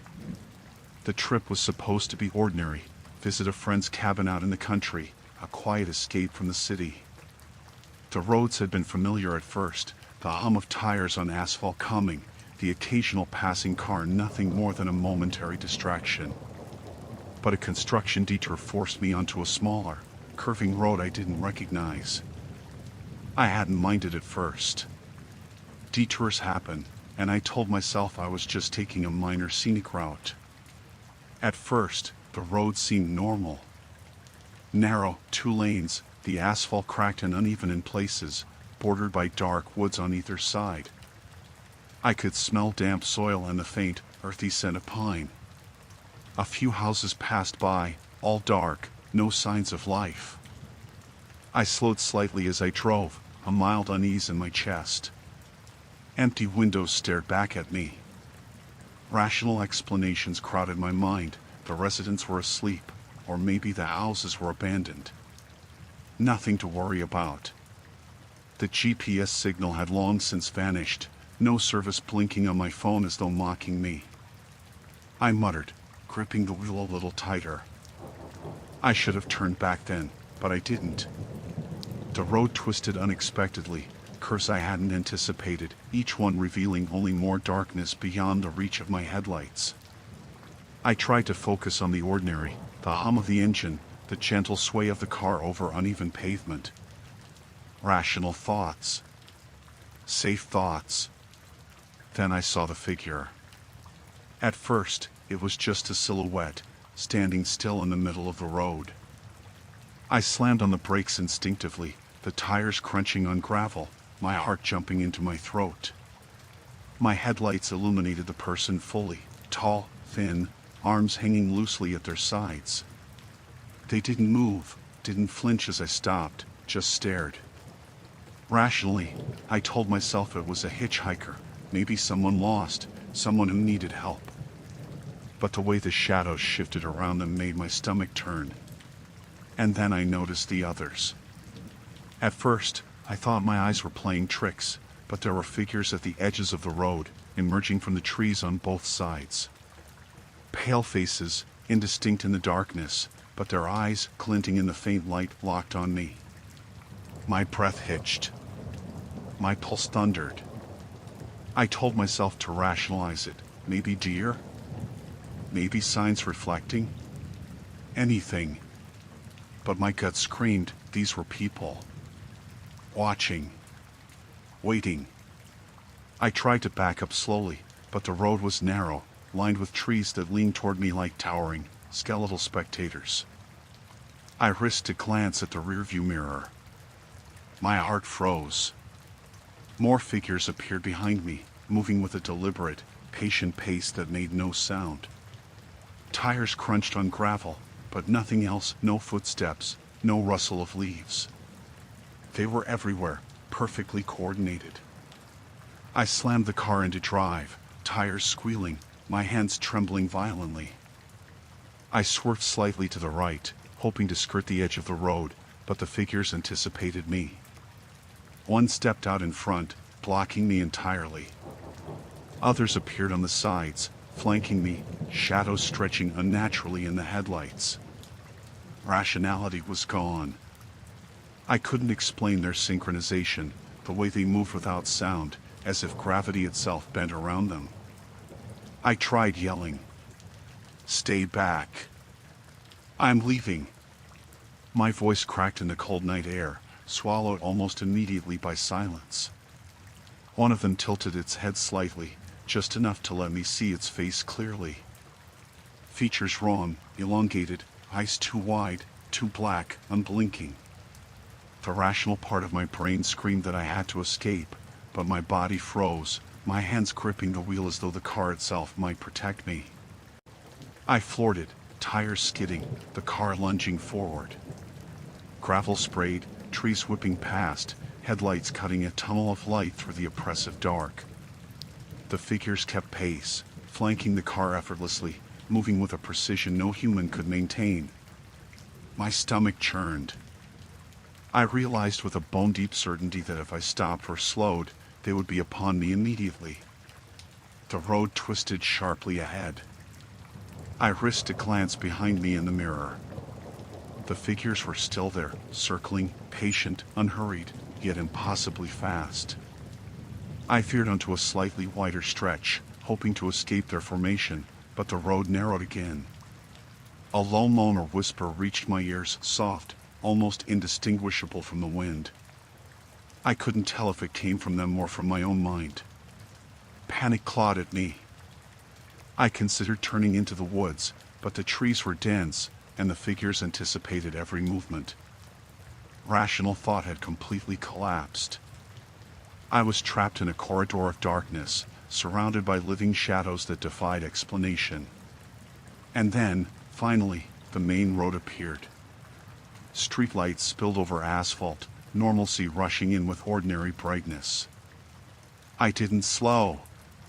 Tires squealed as I slammed onto the wider road, adrenaline burning through my body. I risked a glance back. The figures had stopped at the edge of the forest, pale and still, watching, patient. The person who had been in the middle of the road remained there, alone now, as though marking territory, waiting for the next car that strayed too far. I didn't stop until I reached the nearest gas station, doors locked, shaking violently, tears streaming. Rational explanations, none satisfied me. Police found nothing. No footprints, no figures, no evidence of anyone being there. The road was empty, quiet, ordinary under the daylight. I survived. I escaped. But every night, whenever I drive alone on dark roads, I see them in my mind, the central figure, the shadowy flanks, circling, patient, unblinking. And I know the truth. They wait for mistakes, for wrong turns, for anyone who dares drive too far into the darkness. I will never take that road again. And I know, if I ever did, I wouldn't survive a second encounter. I had been driving for hours, my hands tight on the steering wheel, the highway stretching out in dull, unbroken lines beneath my headlights. I wasn't lost, at least, not at first. The trip was simple. Visit my cousin's cabin in the country, a quiet weekend to get away from the city. Traffic had been light, the hum of tires on asphalt soothing, the occasional truck or car nothing more than a brief distraction. But a detour forced me off the main road, down a narrow, twisting lane I didn't recognize. I told myself it would save time, a shortcut. At first, it seemed normal. Cracked asphalt, fading lane lines, fields on either side. A few houses appeared, dark, their windows black voids. I slowed slightly, noting the silence, the way the occasional tree leaned toward the road like it wanted to touch the car. Rational explanations. The houses were empty, no one was home, nothing to worry about. The GPS signal was gone, dead, blinking no service. I muttered under my breath. Not a problem, I thought. I knew roughly which direction I needed to go. But as I drove, a strange unease began creeping up my spine. The shadows seemed longer, the bends sharper, the trees pressing in closer. Every rational thought, shortcut, efficiency, ordinary country road, faded into a dull roar of anxiety in my chest. Then I noticed the car. At first, it was just a reflection in my rearview mirror, headlights glinting faintly on the cracked asphalt behind me. I exhaled. Probably just another driver. I focused on my lane, rationalizing, it will pass soon. But it didn't. Every time I glanced back, it was there, the same make, the same color, perfectly mirroring my path. I tried not to think about it. Another rational explanation, coincidence, maybe someone else heading to the same area. Nothing more. I took the first turn I could, hoping to confirm it was another car and not some optical illusion. My heart beat faster when the car followed, effortlessly maintaining the same distance. My stomach churned. I told myself not to panic, that paranoia was a natural response after hours of driving through unfamiliar terrain. Rational. Safe. But the certainty that I was being watched gnawed at me, cold and insistent. The road narrowed, flanked by trees pressing close to the edge. Gravel cracked under my tires as I tried small course adjustments, slight turns, braking, accelerating, but every motion was mirrored. The car behind me didn't hesitate, didn't swerve, didn't deviate. My pulse thundered. Rationality began to slip. No human driver could mimic another car with that precision, that anticipation. I considered pulling into a driveway, somewhere I could confront the driver, demand an explanation.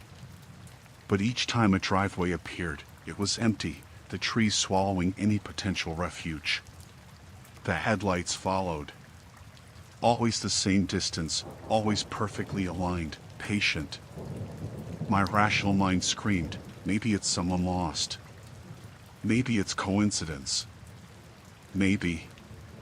A bend in the road revealed a small bridge spanning a creek. I slowed, gripping the wheel so tightly my knuckles whitened. Gravel scraped under the tires as the reflection of the car in my mirror shimmered, seeming to creep closer. I told myself to breathe, to remember rational explanations, tiredness, shadows, optical illusions. But the metallic tang of fear filled my mouth, my chest tightening with each tick of the clock in my dashboard. I risked a glance in the mirror. One of the headlights glinted in a way that made the shape of the car almost unnatural. Its outline seemed too perfect, too still, and yet it moved, always moving. A flash of movement in the shadows beyond the car, human? Something else? My stomach rolled. Rational thought offered nothing. I realized I had made a wrong turn. A dangerous wrong turn, and I was trapped in a corridor of darkness with something deliberately following me. Panic rose. I floored the accelerator, tires squealing over cracked asphalt, trying to reach the main road. The lane widened slightly, giving me hope. I risked a glance behind. The car was closer now, closer than it should have been if it were obeying the normal laws of distance. My chest burned, my breath came in short, jagged gasps. Rational explanations dissolved completely. There was nothing ordinary about this. Nothing human. I tried a maneuver, sharp right, then left, hoping to lose it. The headlights mirrored every move with terrifying precision. My pulse hit my throat, sweat slick on my palms, teeth clenched. I screamed, loud enough that my voice echoed back from the trees, but it didn't matter. The car behind me was patient. It waited for mistakes, for hesitation. It would not be rushed. Hours or minutes, I couldn't tell, passed in a blur of asphalt, shadows, and mirrored headlights. Trees leaned in, branches clawing at the car, the occasional flash of gravel spitting beneath the tires. Then, finally, the lane widened into a main road. Streetlights glowed, ordinary cars moved at normal speed. I didn't slow until I reached the first gas station, doors locked, engine running, hands trembling violently. I called the police, reported the incident. No vehicle matched my description. No reports of anyone following. The road was empty, normal under daylight, as if the darkness had swallowed any evidence of what had been there. Rationality offered no comfort. I survived. I escaped. But every time I drive alone on a country road, every time headlights appear behind me, I feel it, patient, precise, unblinking, waiting for the wrong turn. I know that if I ever take that road again, I won't survive the next encounter. I had been driving for hours, the road stretching endlessly ahead, bathed in the dim glow of my headlights. My plan had been simple: reach my cousin's cabin before dark and settle in for a quiet weekend away from the city. The highway had been straightforward, familiar stretches of asphalt, the hum of tires against the pavement coming, broken occasionally by a passing truck or the distant glow of another car. Then came the detour. A bright orange sign, "Road closed ahead," forced me onto a side street I didn't recognize. I didn't mind at first, shortcuts were common in the country, and I told myself I was saving time. The road was narrow, cracked, bordered by dense trees that leaned toward the asphalt. Shadows stretched across the lane, long and dark, and I could feel the temperature drop as the sun disappeared entirely behind the horizon. I told myself it was just evening chill. Rational.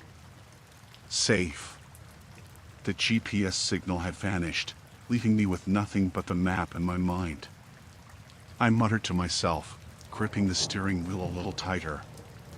The first mile was ordinary enough: a few dilapidated houses, dark windows, no lights. A quiet neighborhood, empty streets. Nothing unusual, nothing to worry about. But as I drove further, unease began to creep in. The road twisted unnaturally, turning back on itself at impossible angles, and the woods pressed closer, shadows clawing across the hood. I chalked it up to fatigue, but the feeling in my gut told me something was off. When the lane forked, I chose the right-hand path, thinking it might connect back to a main road. A few minutes in, the asphalt ended, replaced by rough dirt.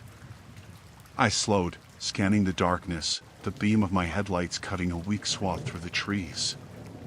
That's when I saw it, the edge of a field, illuminated just enough for my eyes to adjust. At first, I thought it was a small parking lot, maybe a rural event or a farm operation. But as I approached, the hairs on my arms stood on end. The field was full of cars. Hundreds of them, lined up in neat rows, engines running. Exhaust plumes rose into the cold night air, curling lazily in the headlights. Headlights glowed eerily back at me, and the faint hum of idling engines filled the air. My pulse quickened. The closest vehicles were just 10 feet away, but there were no drivers inside. No one. Just metal shells vibrating softly with life. I exhaled, telling myself it had to be rational. Maybe someone left the cars running to warm them for a party, a gathering, or a long-haul farm shift. Maybe people had gone inside a building I couldn't see yet. Rational. Safe. I started to back up, intending to leave, but the field stretched in every direction.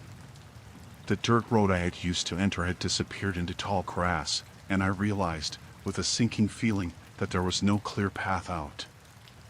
I rolled the window down and listened. The hum of the engines was constant, almost hypnotic, punctuated by occasional creaks of metal settling. No footsteps, no voices, nothing alive. The absence of life was worse than any threat I could imagine. My rational mind fought it. Maybe everyone had gone to a cabin, a barn, somewhere out of sight. But the thought offered no comfort, it only made the emptiness more pronounced. I tried the car doors. Locked. Engine running, tires gripping the dirt. I glanced at the mirrors, half expecting to see someone hiding among the trees. Nothing moved. Just more cars, engines alive, exhaust curling in the cold night. My chest tightened. I tried to start the car in reverse, but the vehicle felt sluggish, as if the earth itself resisted me. Panic surged. Rationality slipped. I was trapped. A sudden sound made me freeze. A single door somewhere in the middle of the field creaked open. I turned, heart hammering. No one was visible, but the hum of engines seemed louder, more insistent. Then, movement. Shadows shifting behind the cars. At first I thought it was my imagination, the trees, the reflection of headlights. But the shapes solidified, figures moving between the vehicles, slow, deliberate, synchronized, but never fully visible. I slammed my foot on the accelerator. Tires kicked up dirt and gravel, the engine screaming in protest. My headlights caught glimpses of the figures, tall, thin, elongated, stepping silently between the rows of idling cars. Rational thought screamed at me, maybe mannequins, maybe scarecrows, but the way they adjusted their movements to the car, keeping pace without sound, made my stomach churn. Nothing human moved like that. I swerved, tires skidding, trying to find a gap in the endless rows. Every turn revealed more cars, more engines alive, more shadows gliding silently between them. The field seemed to stretch forever, swallowing any escape route. Rationality had abandoned me. I realized I had driven into something predatory, something ancient and patient, waiting for the wrong person to wander into its domain. Exhausted and terrified, I risked a glance behind me. The figures were now closer, slipping between the cars with impossible precision. I floored the accelerator, weaving wildly, tires throwing dirt into the cold night. Then, finally, the edge of the field appeared. A faint outline of trees, beyond them the curve of a road I recognized from earlier. I didn't dare slow. I emerged onto the asphalt, gasping, hands slick with sweat, heart hammering. The field behind me was quiet now, empty, nothing moving. I didn't stop until I reached the next town, the warm glow of streetlights bathing the ordinary streets in relief. Rational explanations offered nothing. Police found no evidence. The field, the cars, the idling engines, none existed during daylight. I survived. I escaped. But I know the truth. I know what waits in fields like that, ready to trap anyone who takes a wrong turn. I will never drive that road again. And every time I pass a rural side street, I see it in my mind, hundreds of cars, engines running, and the patient, synchronized shadows that will never leave you alone. If you enter their domain, you will not leave. I had been driving for hours, the highway stretching before me in long, straight lines, the headlights of passing cars briefly illuminating the dark countryside. My plan was simple: reach my friend's cabin before nightfall and spend a quiet weekend away from the city. The drive had been ordinary at first, familiar roads and traffic lights, the hum of tires on asphalt comforting. I liked the solitude, it made the miles feel easier. Then came the detour. Bright orange signs instructed me to leave the main road, steering me down a narrow side street I hadn't intended to take. I hadn't minded at first. Shortcuts were common in rural areas, and I thought I was saving time. The road was cracked and uneven, bordered by dense trees that seemed to lean toward the asphalt. Shadows stretched across the lane, long and dark, curling beneath the occasional streetlight that flickered weakly. I told myself it was just the evening settling in. Rational, safe, ordinary. After a few minutes, the road curved sharply, leaving no chance to turn around immediately. A sinking feeling took hold, subtle at first, like the quiet chill of the night brushing my neck. The GPS had long since lost signal, leaving me dependent on memory and instinct. I tried to focus on mundane things, the purr of the engine, the slight creak of the suspension, the scent of wet asphalt in the cool air. Nothing seemed wrong, yet the unease persisted. When I finally spotted a driveway, wide enough for a car to swing around, relief washed over me. I slowed, signaling my intent, and turned onto the gravel, the tires crunching loudly in the still night. The trees seemed to close behind me, blocking the road, and I let out a breath. I would just turn around and get back on track. Simple. Safe. Ordinary. Then I noticed the house. At first, it appeared empty, the silhouette of a garage and a faintly illuminated porch. I assumed someone lived here, but the lot was otherwise quiet. I put the car in reverse and began to maneuver slowly. The gravel shifted beneath my tires with a satisfying crunch. I focused on my mirrors, checking for clearance, trying to calm the nagging feeling that had been creeping up my spine since the detour. And then the garage door moved. Slowly, deliberately, it rolled upward, the mechanical groan of the opener cutting through the silence like a knife. My heart stuttered. Rational thoughts tried to assert themselves. Maybe the homeowner had an automatic door. Maybe they'd just finished working in the garage. I told myself that people do things at night. It was ordinary. Safe. Then I saw him. A figure stepped out, emerging from the dim interior, holding something in his hand. I couldn't tell what it was at first. The distance and the shadows masked its shape. My mind raced, maybe a tool, maybe a flashlight. Rationally, I tried to convince myself nothing was wrong. But the way he stood, still, deliberate, unmoving, made my stomach tighten. The ordinary explanations were fraying. Something wasn't right.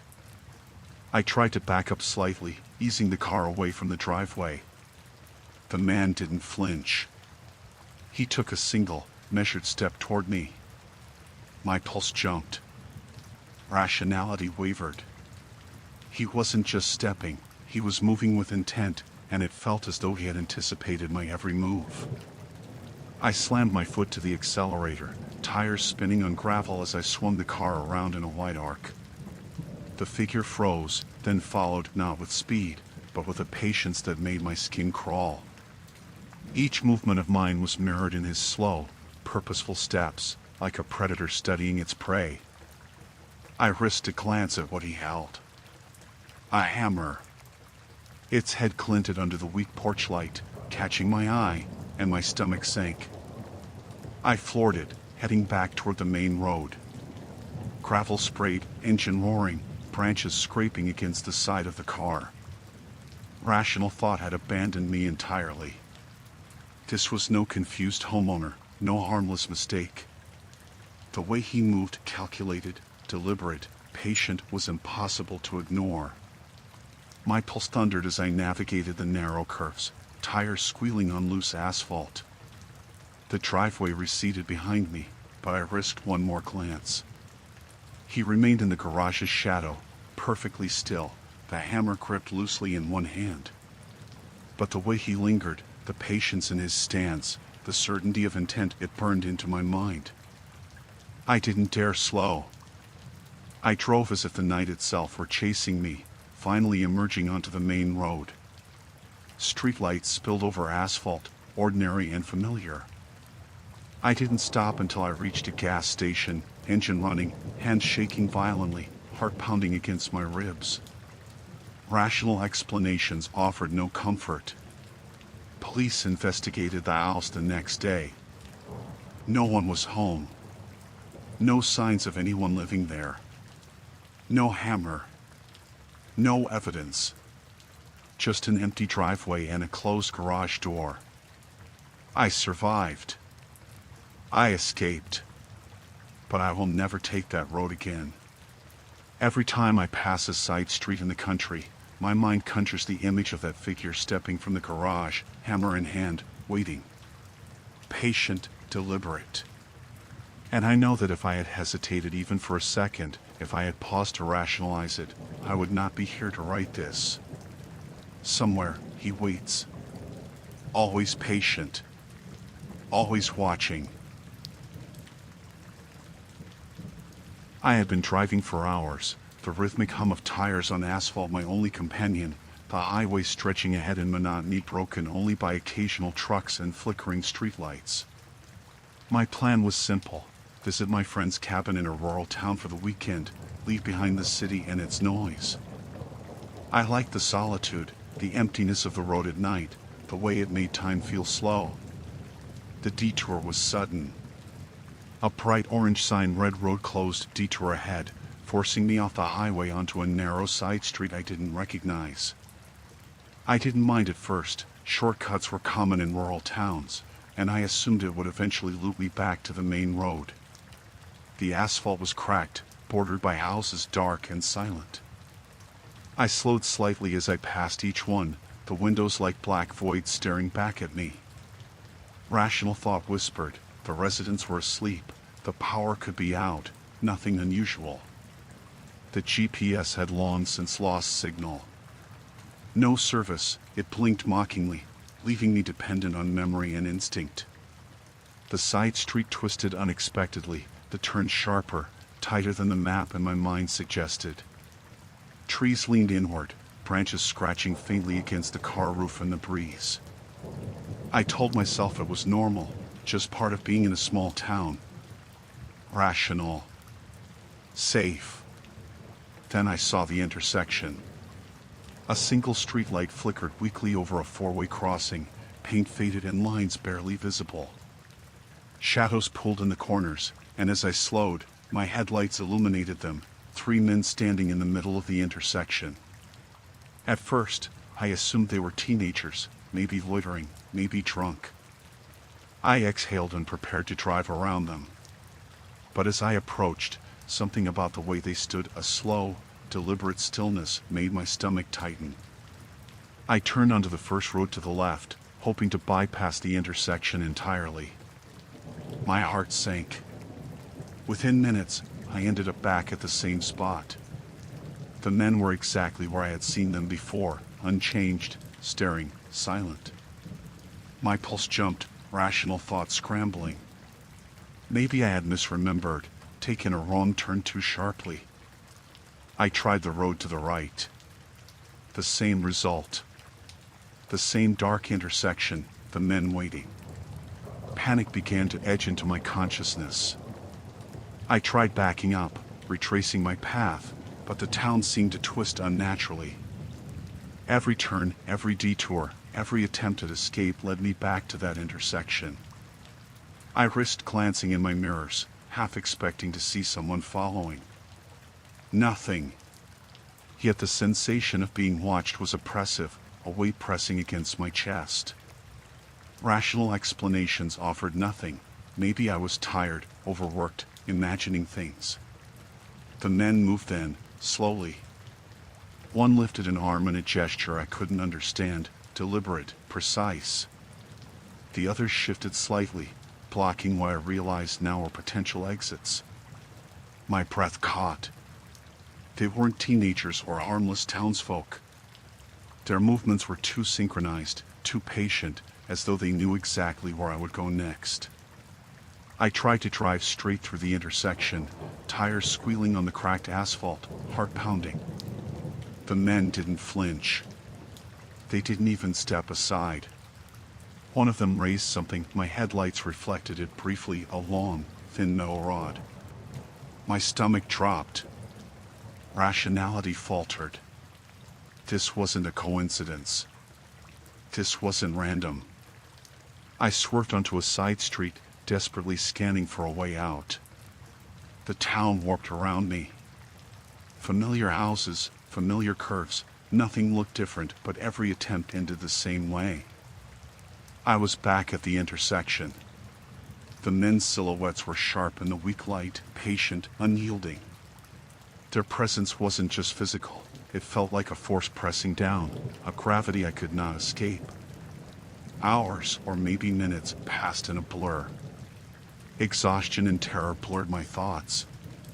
Every road, every turn, led me back. I yelled, begged, slammed the horn, but no sound reached anyone. No reaction, no disturbance, just the rhythmic crunch of tires on asphalt and the men, waiting. I realized then that I was trapped, not by walls or chains, but by something far older, something patient and deliberate. The thought hit me, I would never leave. No exit existed. Not in this town, not in this night. My rational mind searched for loopholes, patterns, escape, but none appeared. The intersection stretched endlessly, darkness pooling beyond the reach of the flickering streetlight. The men stepped closer, one at a time, their movements deliberate, synchronized, the rod raised higher in one's hand, glinting faintly in the weak light. I screamed, gunned the engine, hoping to break the loop one final time. Tires spun, gravel sprayed, engine screaming. The town shifted, twisted, and I knew I had tried everything. There was no escape. The last thing I remember before the darkness swallowed me was the metallic scent of the rod, the synchronized shuffle of feet, and the overwhelming certainty that I had wandered into something that existed outside reason, outside reality. I was never seen again. Somewhere, the town waits, the intersection still dark, and the men still patient, still waiting for the next lost driver.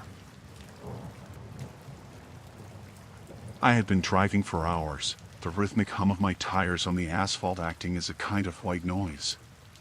The highway stretched endlessly ahead, a ribbon of dull black under the dim glare of my headlights. My plan was simple: reach my cousin's cabin in the country before nightfall and enjoy a quiet weekend away from the city.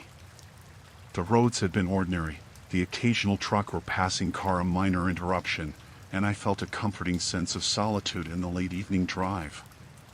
The detour came suddenly. A bright orange road closed detour ahead sign forced me off the main highway and onto a narrow side street I hadn't intended to take. I shrugged it off, assuming it was a shortcut through the town. The pavement was cracked, bordered by old trees that pressed close on either side, their branches scraping faintly against the car roof in the occasional gust of wind.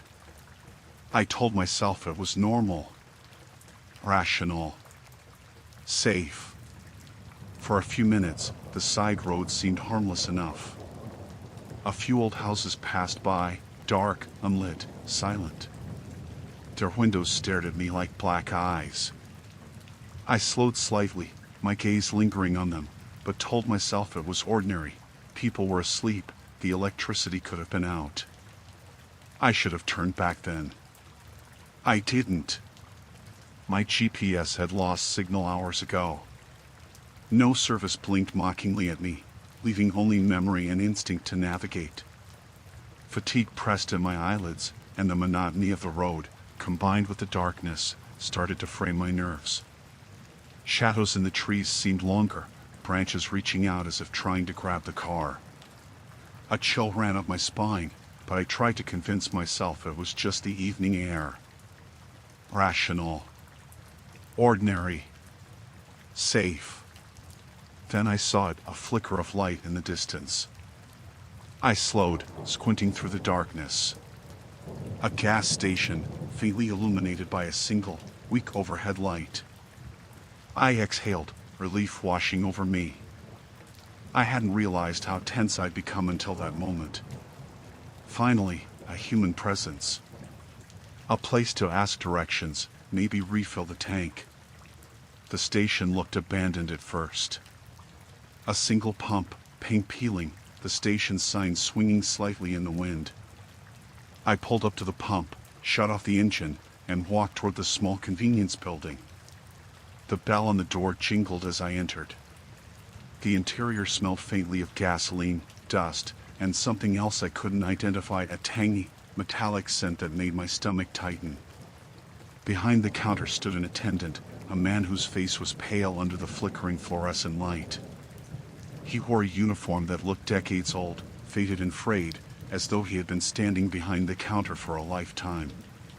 His eyes were dark, deep, and fixed on me in a way that made my stomach knot. "Evening," I said cautiously. I just need directions. I'm a little lost." He didn't answer at first, just stared. Then, slowly, he leaned forward, the fluorescent light catching the edges of his face in a harsh line. "You can't leave," he said. His voice was low, smooth, but edged with something I couldn't place. "Not until you pay for what you owe." I laughed nervously, trying to mask the sudden panic crawling up my spine. I don't understand." "I haven't." "You owe," he interrupted, still watching me. His hand rested casually on the counter, but I felt it as a threat, a weight pressing down, impossibly heavy. "Everyone does. You can't leave without paying." I tried to back away, moving toward the door. Rationality screamed at me. This is just a man trying to scare me, maybe some small-town eccentric. But the air seemed thicker now, pressing against my chest, slowing my movements. I glanced toward the door, but the handle seemed farther than it should have been. He stepped closer, silent, deliberate. The fluorescent light flickered again, casting shadows across his face that warped and stretched in impossible angles. "It's your turn," he said, almost casually, and I felt the words sink into my bones. I retreated toward the pumps, my mind racing. Every explanation, misunderstanding, joke, hallucination collapsed under the weight of what I felt in the air, an almost physical oppression that wrapped around me, pinning me to the spot. The smell in the station had grown stronger now, metallic and sour, thick in the back of my throat. I ran to my car, fumbling with the keys, the engine roaring to life beneath my hands. I slammed it into reverse, tires crunching on gravel, and looked up. The door to the station was wide open, but he wasn't inside. I exhaled in relief until I saw him standing at the edge of the pumps, the same pale face, dark eyes, hand outstretched. I couldn't see what he held, but instinct screamed it wasn't good. I floored the accelerator, tires spinning, engine roaring, as I turned sharply and raced back onto the road I had come from. My headlights cut through the night, but when I glanced in the mirror, the station was gone. Not the building, not the pumps, nothing. Just trees lining the narrow road, shadows stretching impossibly long, curling toward me. I tried to rationalize. I must have been exhausted, hallucinating, some kind of trick of light and fatigue. But the feeling of eyes on me, of that impossible weight pressing down, stayed. My pulse pounded, my hands shook, and I realized I had no idea where I was. The GPS remained dead, the road unfamiliar, twisting back on itself in ways that made no sense. Hours or minutes, I couldn't tell, passed in a blur of driving in panic. Every road seemed to loop back, every turn brought me closer to the same suffocating dread I had felt at the station. The metallic tang lingered in my nose, sharp and real. My rational mind tried to convince me otherwise, but I knew the truth. I had stumbled into something patient, deliberate, and older than reason. Finally, exhaustion claimed me. I pulled off onto a side road, engine off, hands gripping the wheel, mind racing. I could feel it then, an impossibility made real. The station, the attendant, the words "pay for what you owe," they had not been dreams, not hallucinations. Somewhere, in some impossible space, I had crossed a threshold. I survived, barely. I found my way back to the highway at dawn, tired, shaken, and knowing with absolute certainty that if I had lingered at that gas station for even another second, I would not be alive to tell this story. I will never take that detour again. And I know, somewhere, the station waits, the attendant waits, patient, watching, collecting what is owed. I had been driving until the sky stitched itself to black, the highway a thin vein of light behind me. I was tired, hands heavy on the wheel, but I wasn't worried. This was the route to my sister's town. A ribbon of orange cones and a hand-lettered detour sent me down a side road I'd never seen. At first it felt like a minor inconvenience, a narrow lane, telephone poles leaning like careful listeners, houses spaced far apart. The trees closed in as dusk deepened, their branches ticked at the roof in a wind that smelled of damp earth. I kept the radio low, counting minutes by the click of turn signals and the soft crunch of gravel. When the pavement gave up and the road turned to packed dirt, I thought about turning around. A bend revealed a flaking sign, "Welcome to Hollowgate Trailer Park," and a row of trailers hunched in the dark. Relief and annoyance mingled. My phone had no bars. I pulled in, thinking a short detour and then back on my way. The place was quieter than it should have been. No music, no dogs, only a distant clink like a tool set down. The air tasted metallic. I told myself people worked nights, that there were ordinary reasons for silence. I eased into a widened patch of gravel to do a three-point turn. Headlights picked out plastic lawn chairs, a rusted swing. A trailer door opened with a slow sigh. A porch light clicked on and a man stood framed in the doorway, thin, long-limbed, hands at his sides. I raised a hand in a polite wave. He didn't wave back. He stepped down and walked to the foot of his steps. Another porch light came on down the row, another figure stepped out. The lights didn't snap together, they came in a slow sequence. The world narrowed to the creak of boards and the hum of my idling engine.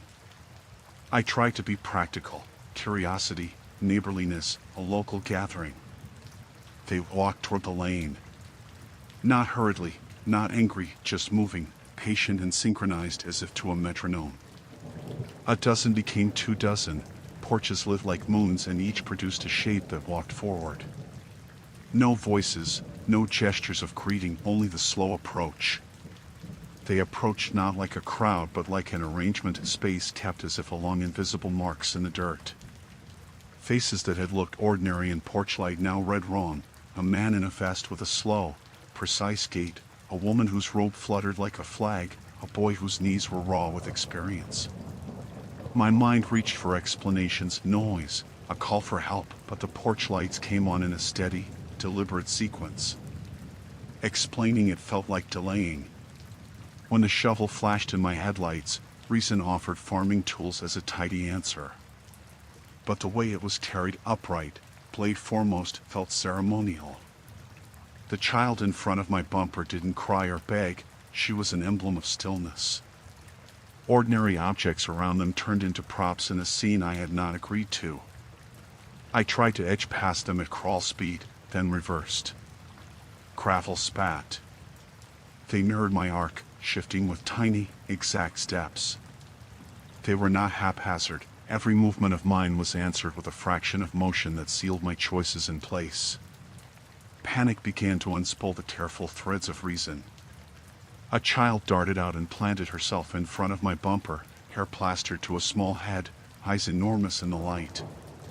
She stood perfectly still. I reversed harder, they tightened.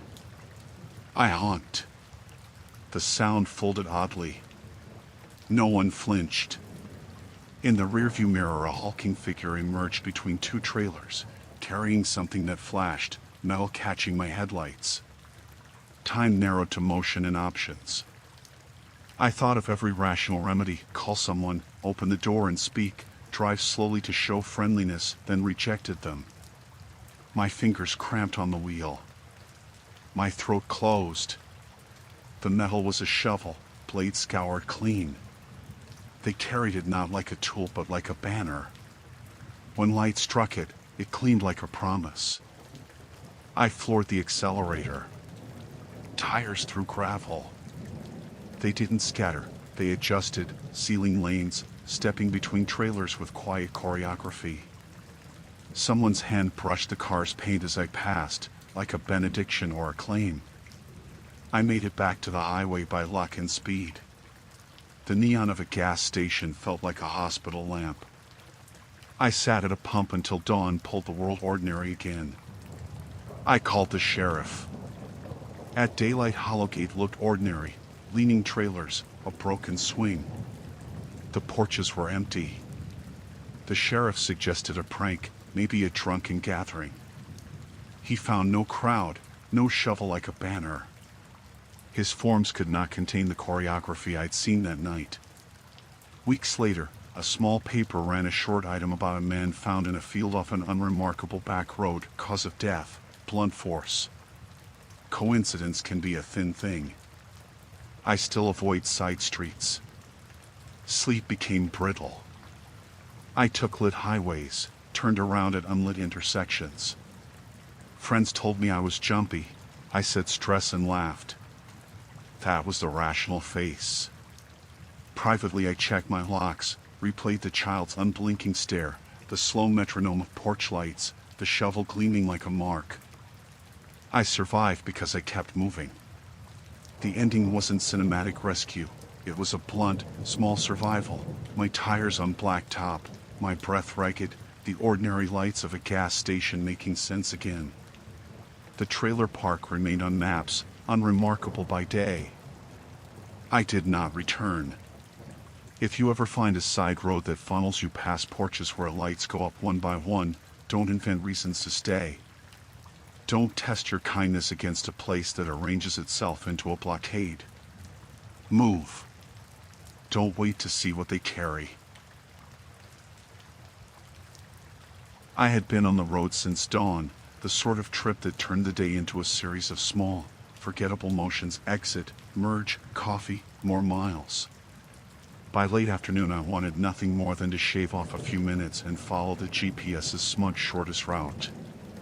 It led me down a narrow feeder road I'd never noticed before, edged with chain-link fencing and signs that read "No trespassing" and "Authorized vehicles only" in rusted lettering. Ordinarily, I would have turned back. I told myself shortcuts were practical. I told myself I was in a hurry. I told myself a lot of things because that's how you quiet a creeping unease. At first, the industrial district looked ordinary for an afternoon outside the city. Low warehouses, the occasional loading bay with a rubber curtain flapping, stacked pallets like small brown cities. Sodium lamps buzzed overhead, throwing halos of orange on cracked concrete. The air tasted of oil and hot metal. When a semi idled nearby, I felt a gust of diesel wash over my face and the tiny hairs on my arms prick with static. Somewhere a ventilation fan clicked and clacked with a mechanical patience that made the silence feel ordered. I slowed to check a sign, and a delivery truck rolled up behind me, then another car, then a van. Each of them stayed a respectful distance at first, the way people do on narrow roads. I blinked and kept going. Maybe they were headed to shift change. Maybe this was a crossroads for local traffic. Rational thoughts. Temporary comfort. But as I turned into a tighter alley between two corrugated buildings, the oscillation of headlights in my rearview mirror tightened into a pattern. 2 vehicles, then 3, then 4. They didn't pass. They matched my speed, mirroring me, maintaining a wedge of light like teeth closing. I checked my mirrors more often, the rear view a pool of moving white and red. At the next intersection, I took a left, then a right, trying to shake whatever had latched on. The cluster of vehicles followed. From different directions, as if they had been waiting on every approach.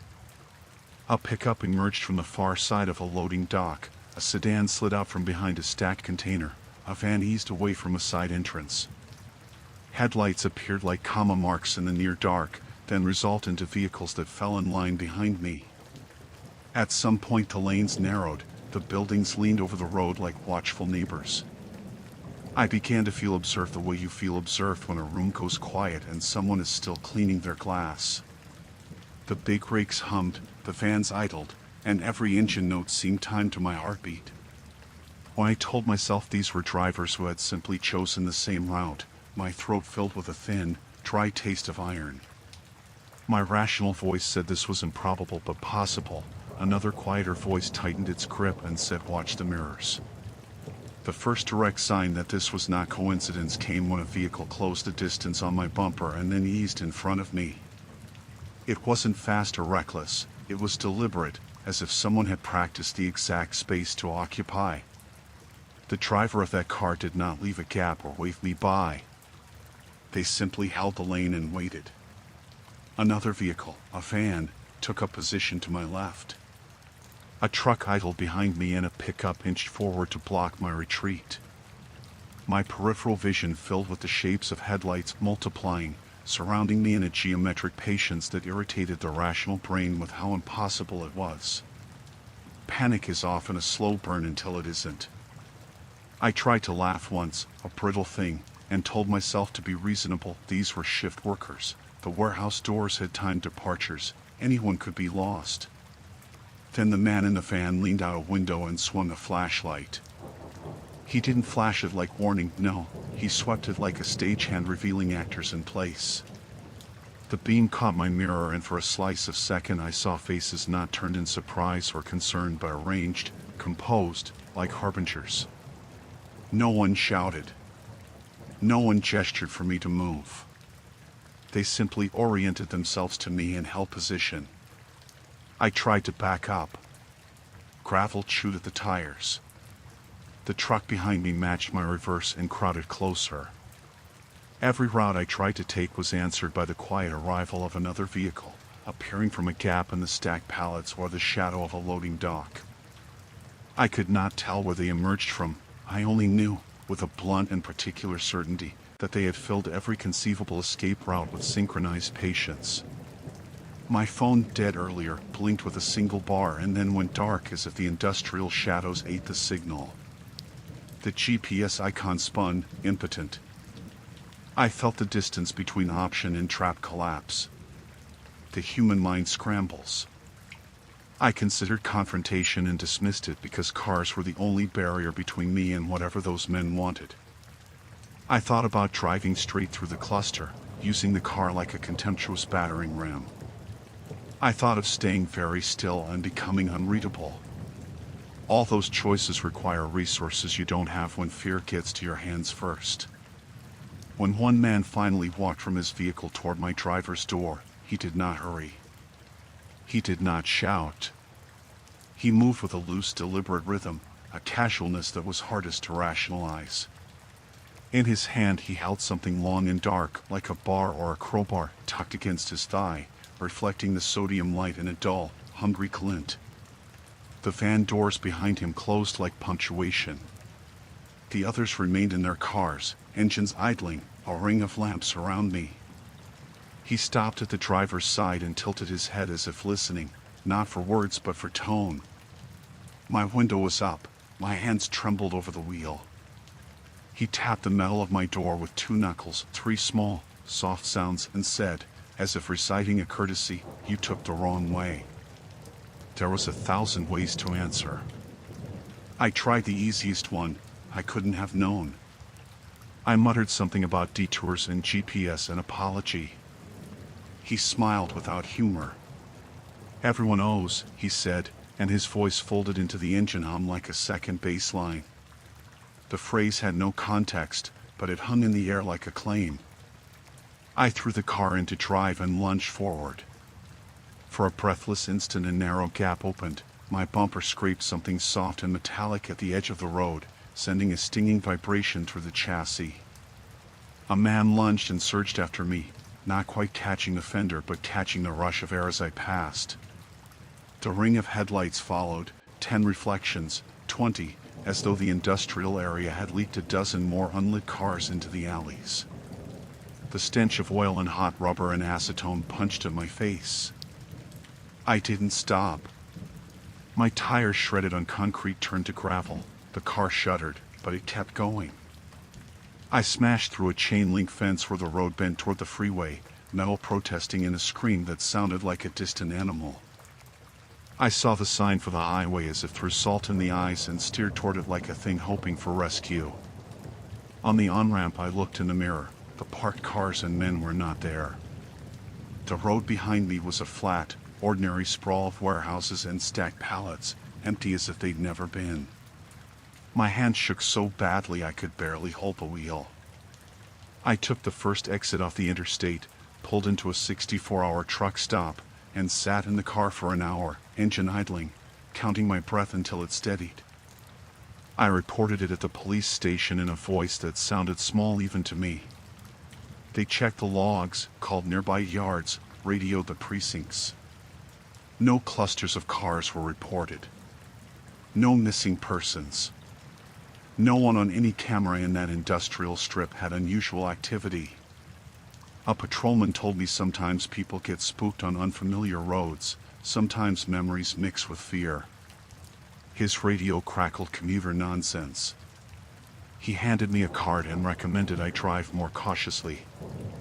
I drove home on the main roads after that, avoiding shortcuts like superstitious gestures. The neatness of the answer, my escape, my breath returning, the men gone, was both relief and accusation. I'd been seen, followed, nudged. I had escaped by the slimmest margin and no one could file the right form for that. The shape of what had happened remained sharp in my memory, the choreography of headlights, the way vehicles arrived from different directions as if the lots themselves breathed them out, the man who tapped the door and said I owed. Weeks later, when the city moved on and the world forgot the night, I found 3 long scratches along the passenger side of my car where metal had pulled against paint. There were small flecks of yellow paint in the groove's sodium lamp pigment, I realized, and only then did the memory coagulate into a simple, terrible truth. I had driven into a place where someone kept not one vehicle but many, and where the act of following from every direction was not accident but design. I had survived. I had my car. I told the story because survival needs witness. I will not take that shortcut again. And if you think shortcuts save time, remember, sometimes the shortest path goes through people who already know how to arrive from every direction. I had been driving long enough that the highway felt like a memory I could reach for and pinch between my fingers. It had been a simple day, errands, a late lunch, a detour sign that promised a faster way home, and by the time the sky went sour with evening I was already impatient, willing to trust any shortcut that threatened to shave 10 minutes off my route. The GPS barked and recalced as we were redirected onto a narrow street that wound between warehouses and backyards. At first it was ordinary. Cracked pavement, a single flickering street lamp, laundry hum on a line that moved like a slow metronome. I told myself the city had neighborhoods like this, forgotten, useful, and that I had simply stumbled into one. Rational explanations felt like ballast. I kept going. The lane narrowed until it became an alley. Chain-link fences scraped my mirrors, trash compactors slept at the edges, a neon sign buzzed intermittently down the block. I saw the wrong turn as a momentary misstep, the sort of thing you shrugged off. There was room to swing the car around. I told myself I'd do a 3-point turn and be gone. I could already see the highway's orange halo in my mind. As I eased forward to make the maneuver, the alley ended in a rusted roll-up gate an arm's length across. It was a dead end, not in any map I'd ever studied. The gate's padlock hung loose like an eye.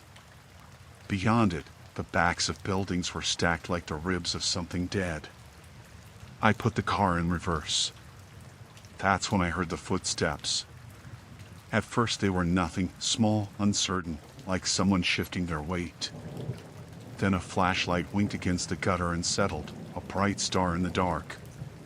A man stepped out from behind a dumpster and into the beam. He was ordinary in the way ordinary things were worst, a heavy jacket, hands in his pockets, boots with mud on the toes. He did not shout. He did not smile. He walked toward the rear of my car and waited, the light rigid in his fist. Another light answered, then another. The flashlights crested the fences and moved like small moons across windows and security cameras, hitting my rear view like nails. Shapes slipped out of doorways and between bins with the same slow deliberation. They came without hurry and without noise, a dozen of them, then 2 dozen, then more, until the alley was ringed with pale faces and mechanical beams. I told myself it was some kind of neighborhood watch. I told myself they were odd but harmless. It was a script I read because the alternative required too much violent possibility. For a few breaths I tried to catalog how many. Do any of them call out? But rationality began to fray under the pressure of their attention. Their light made the space between us a stage. I was the last actor who hadn't yet spoken my line. A voice cut the quiet. "You wrong way, friend." It wasn't accusatory. It was a statement without either kindness or contempt. A man near my passenger door tapped the hood with 2 fingers. The sound was small and unremarkable, but it landed like a verdict. I tried to laugh, sounded like a dry cough, and told him I'd turn around. He tilted his head and the flashlight painted his face in a way that made his eyes unreadable. I put the car in drive and eased forward toward the gate, reasoning that maybe it would lift, that this was some maintenance crew, that they would step aside when they saw the headlights gather. The engine's soft protest died mid-roll. The car lurched and then stilled. The dashboard readouts flickered, like a living thing taken aback. My foot pressed the pedal and felt the hollow slack of the brake beneath it. The whole machine had become stranger than a machine should be. A narrow, adult hand, calloused knuckles, touched my passenger door and then moved along the metal as if feeling for dents. Another hand tapped the taillight. The flashlight beams were not searching for me. They cataloged the car, paint, license plate, the sticker on my bumper that advertises a neighborhood church.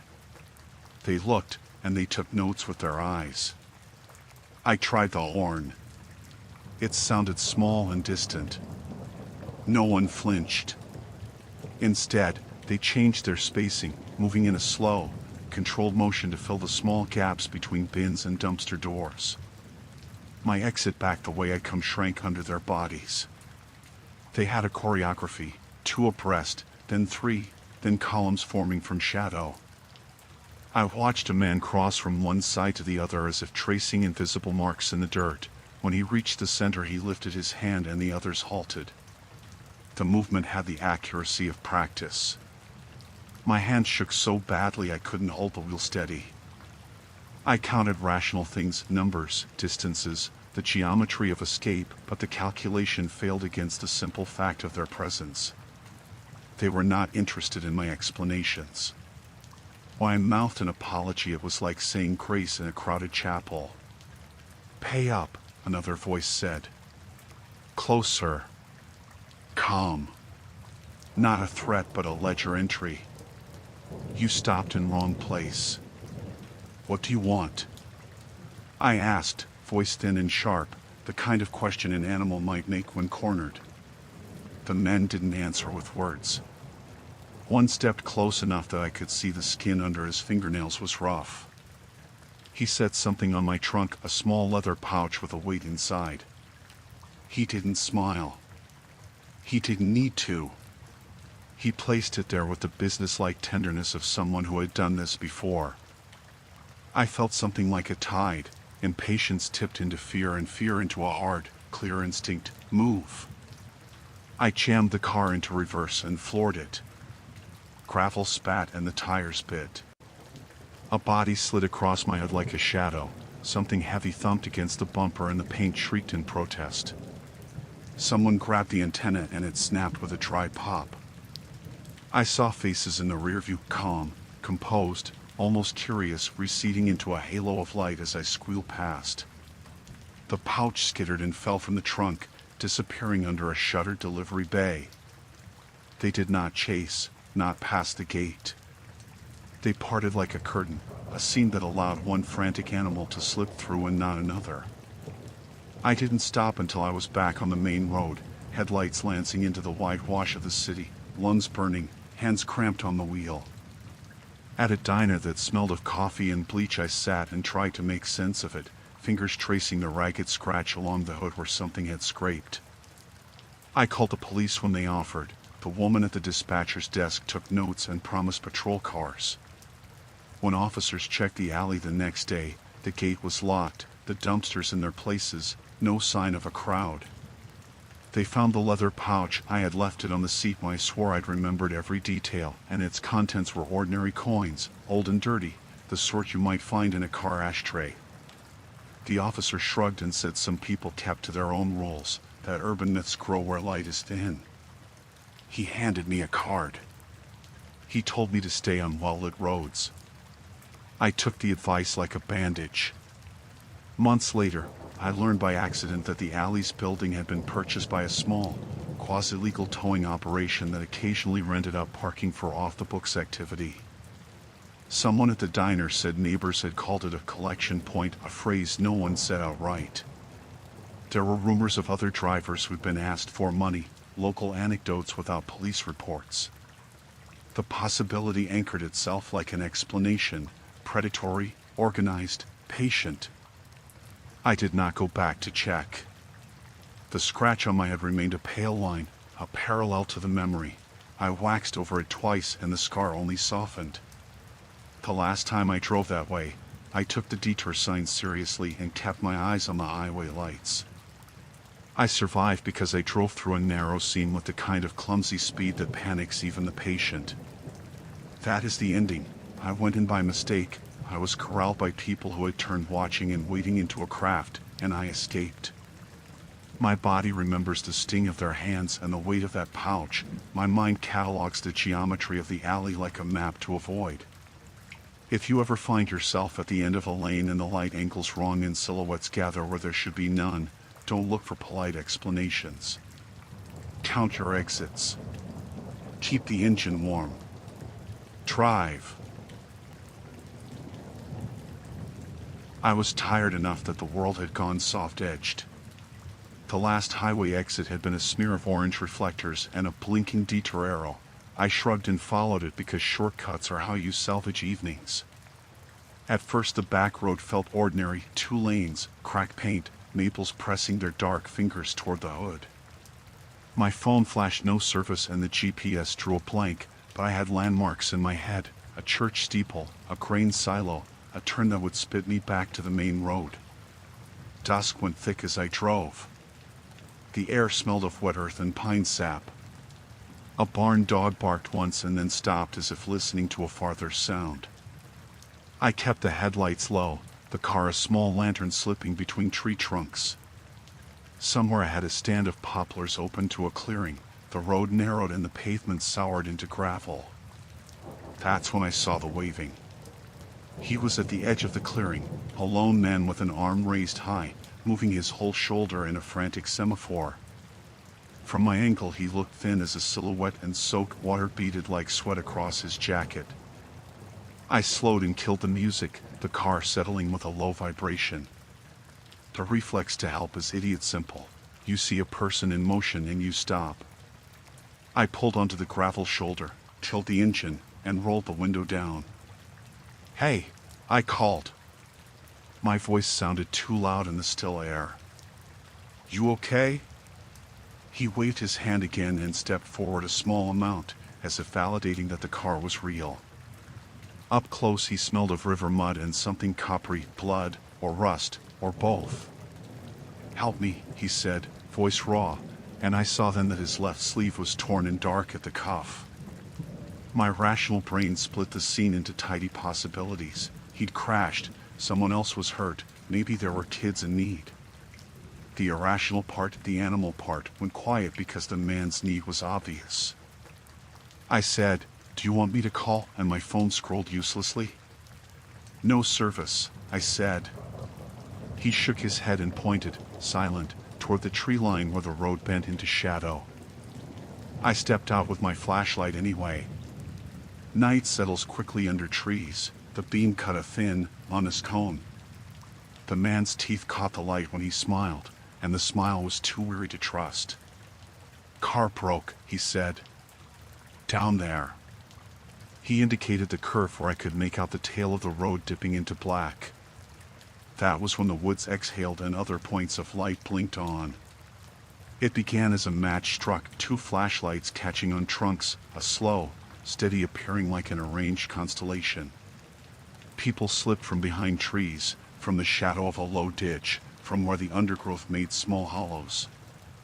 At first I thought they were neighbors, late responders, curious onlookers, but they walked differently. They were not hurried or shouting. They came out in pairs or alone, hands empty or in pockets, faces gray in the direct cone of light. There was no chaos to their approach, only the deliberate, spaced cadence of people stepping into formation. The rational scripts tried to run, perhaps volunteers hunting a lost hiker, perhaps a search party, perhaps a funeral procession gone astray. None fit right. Their mouths were closed. Their eyes had the flat focus of people who had rehearsed stillness. One by one they closed the ring around my car, 10, then 20 people circling so the beams of their flashlights cut across the hood and through my windshield in pale lines. My throat had gone dry. I moved back toward the driver's door and felt suddenly like an actor who'd missed his cue. The man who had first waved at me stood a yard away, hands shoved in his jacket, looking not at me but at the horizon my headlights implied. He said nothing. A woman near him tilted her head and the flashlight picked her cheekbone clean. Her mouth was a thin line. Their breathing was ordered. It seemed choreographed to not startle the night. I told myself aloud, practice sentences you uttered to buy time, that I would drive slowly through, that people would step aside. I fumbled with the keys and felt my hands betray me with a tremor I didn't own. The engine answered, but when I slipped the car into gear the wheel juddered against gravel as if someone had shifted the road beneath it. The first man stepped forward, very slowly, and lifted a hand not to wave, but to tap the roof of my car with the butt of his fist, a precise, dry sound. "Phone," he said, voice close enough now that I could smell the river on his breath. "Pay what you owe." It should have been demand and I should have been able to answer with the exact amount of denial. I had no idea what he meant. Instead, my rational thoughts unraveled into fragments. Why would help demand payment? Why silence? Why the formation? I glanced past the headlights into the trees and saw more movement, figures shifting like reeds. I tried to reverse to the main road. Gravel sprayed. The ring adjusted seamlessly, narrowing gaps as if a seamstress were closing a garment. A young man stepped onto the road and planted himself directly beneath my rear bumper. He was too calm for someone trying to stop me. He was, instead, calibrating my options. When I tapped the horn it sounded thin and the sound bent weirdly away, swallowed by the trees. Adrenaline has a way of focusing thought. My lawyer's brain, the part that catalogs options without emotional color, listed actions: collide and run, lock and wait, negotiate. Collide was the only one that didn't involve begging. I rammed the car into drive, aimed for a gap that might open between two flashlights. The Vanishings seemed closed just as I reached it. Something, an arm, a shoulder, smacked my passenger side with a wet thud. My side mirror folded under the impact. They did not scream. They did not curse. When the car lurched forward, someone pressed a hand flat to the hood as the vehicle moved and slid along it like a placard, fingertips stinging my forearms through the glass. I felt the scrape of metal that would show later, like a signature etched into paint. I drove until the trees thinned and the road spit me onto a familiar shoulder. Only when the halo of town lights broke the horizon did I allow myself to look back. They stood in a ragged line where the gravel met the tree-line, flashlights held steady like lighthouses. The first man, the one who'd waved, raised his arm once, not in farewell but in address, and then turned away. I called 911 from a gas station. My hands still shook so hard the words came clipped. A patrol came, and another, and an officer with eyebrows that narrowed in a way that meant he'd seen enough nights to file me under stories. They returned with flashlights and flyers and a radio static that tasted like authority. In the morning they combed the road, tire ruts, a folded side mirror, a smear of something dark on the hood. A few footprints led into the trees and then stopped at a rank of compressed leaves where the earth had been trodden smooth as theater stage. The police found more than that. Cameras on a nearby industrial gate had recorded a handful of people pacing the lot across several nights, small groups that gathered and disbanded, leaving the gravel complainant and quiet. A woman came forward later with a story about a friend who had disappeared on a back road a month before. Her description matched one of the faces in the footage.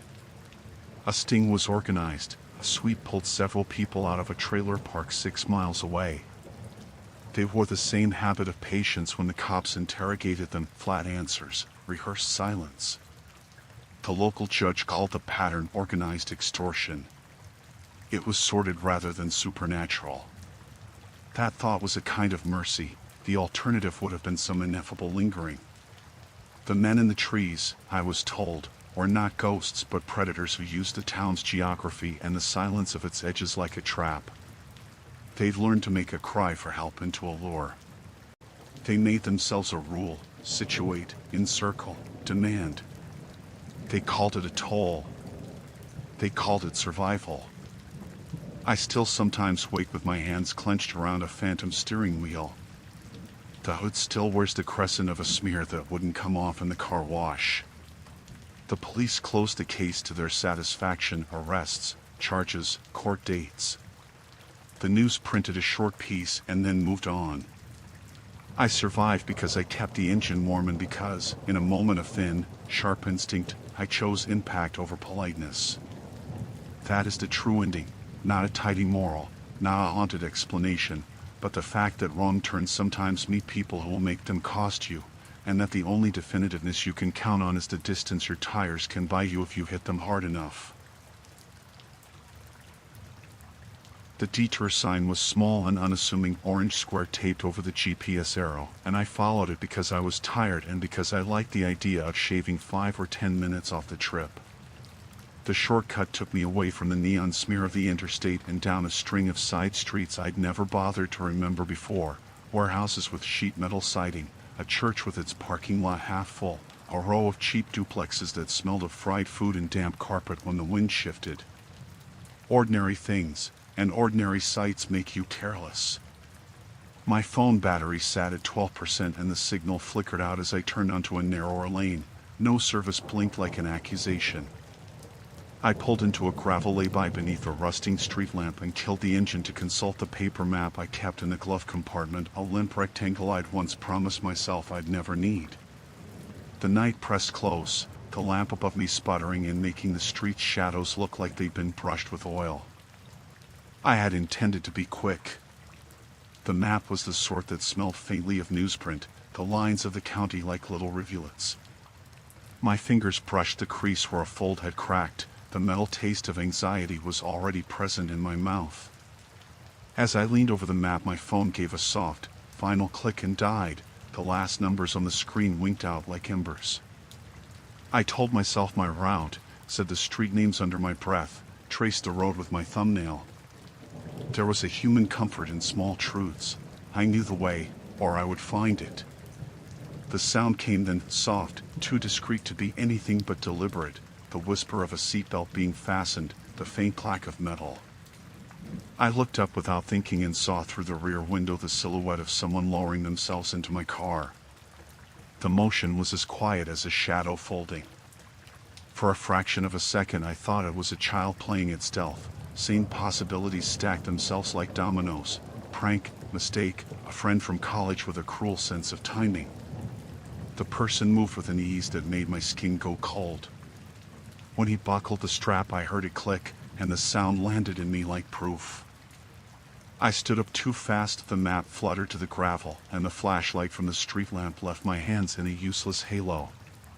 He reached for the dash, fingers long and steady, and in that small, effortless motion he stole my agency. "Hey," I said. It came out unnecessarily soft.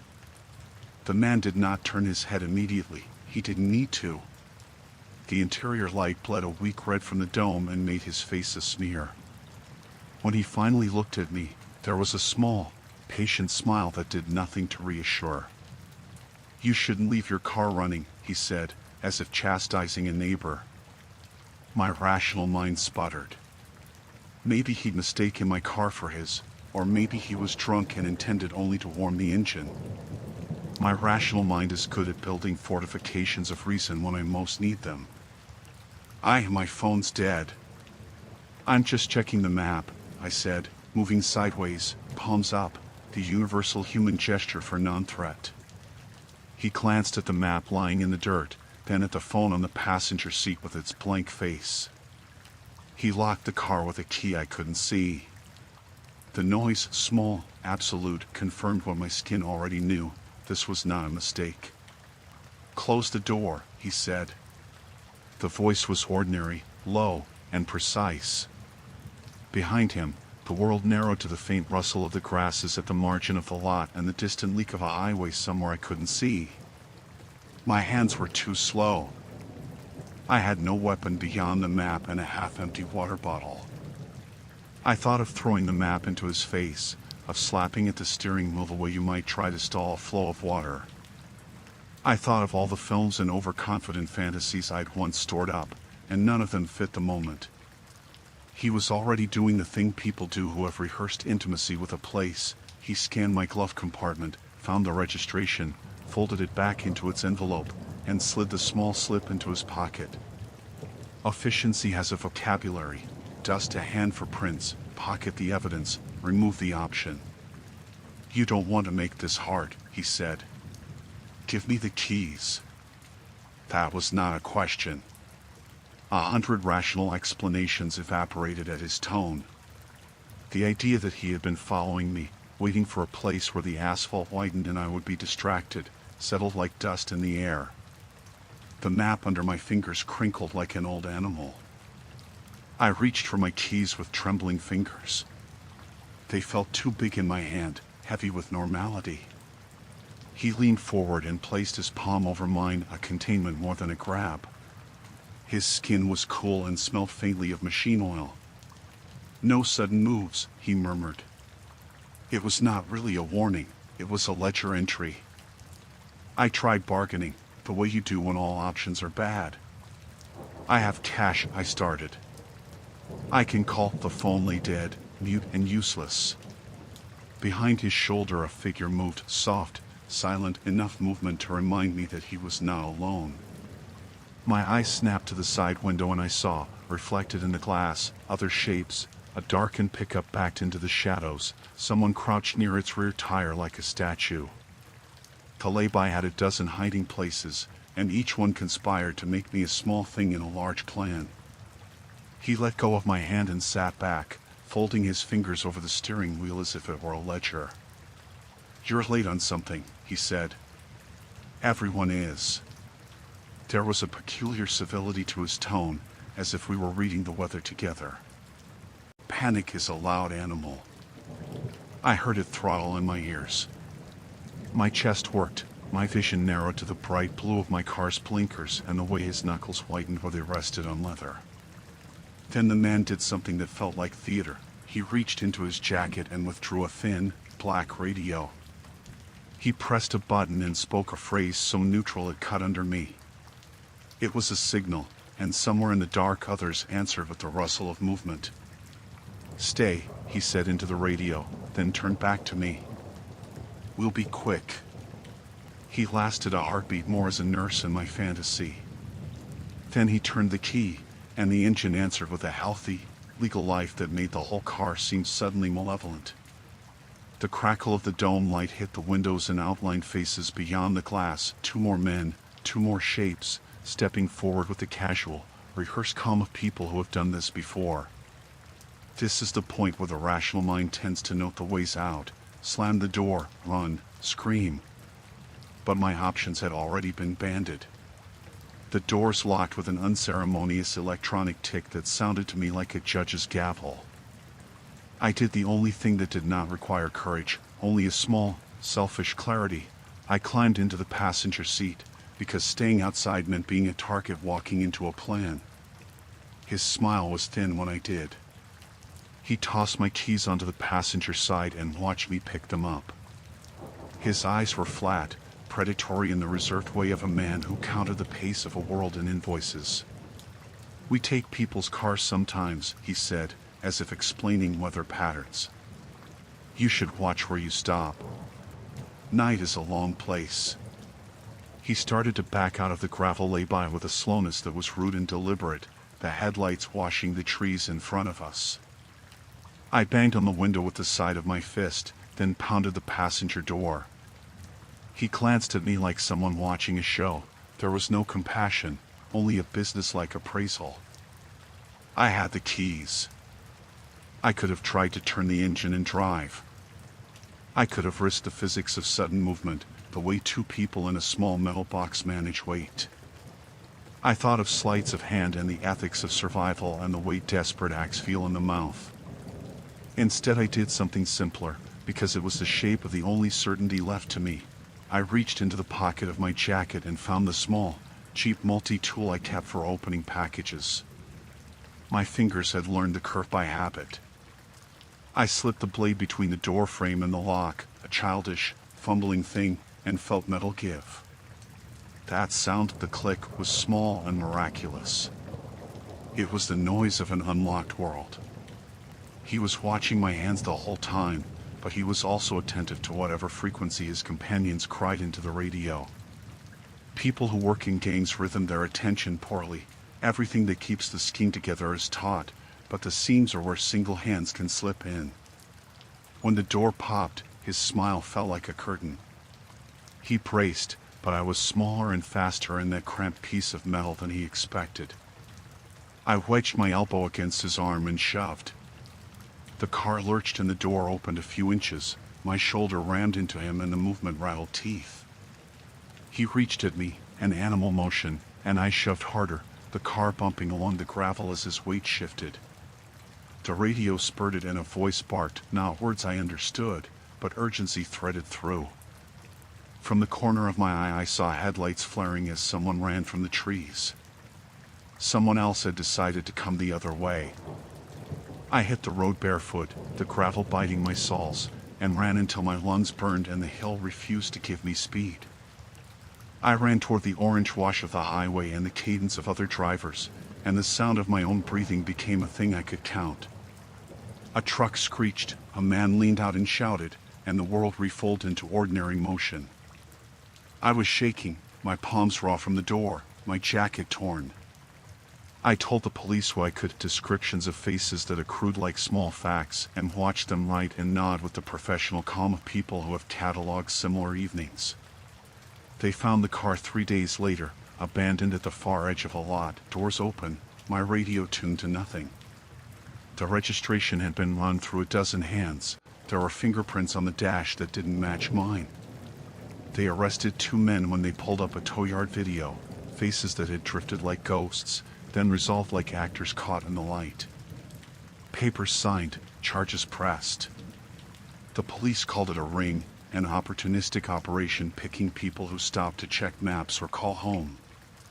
I kept the dent where his knee had hit the glove compartment as proof on my car's interior, and I kept the smell of engine oil in my nostrils for a long time.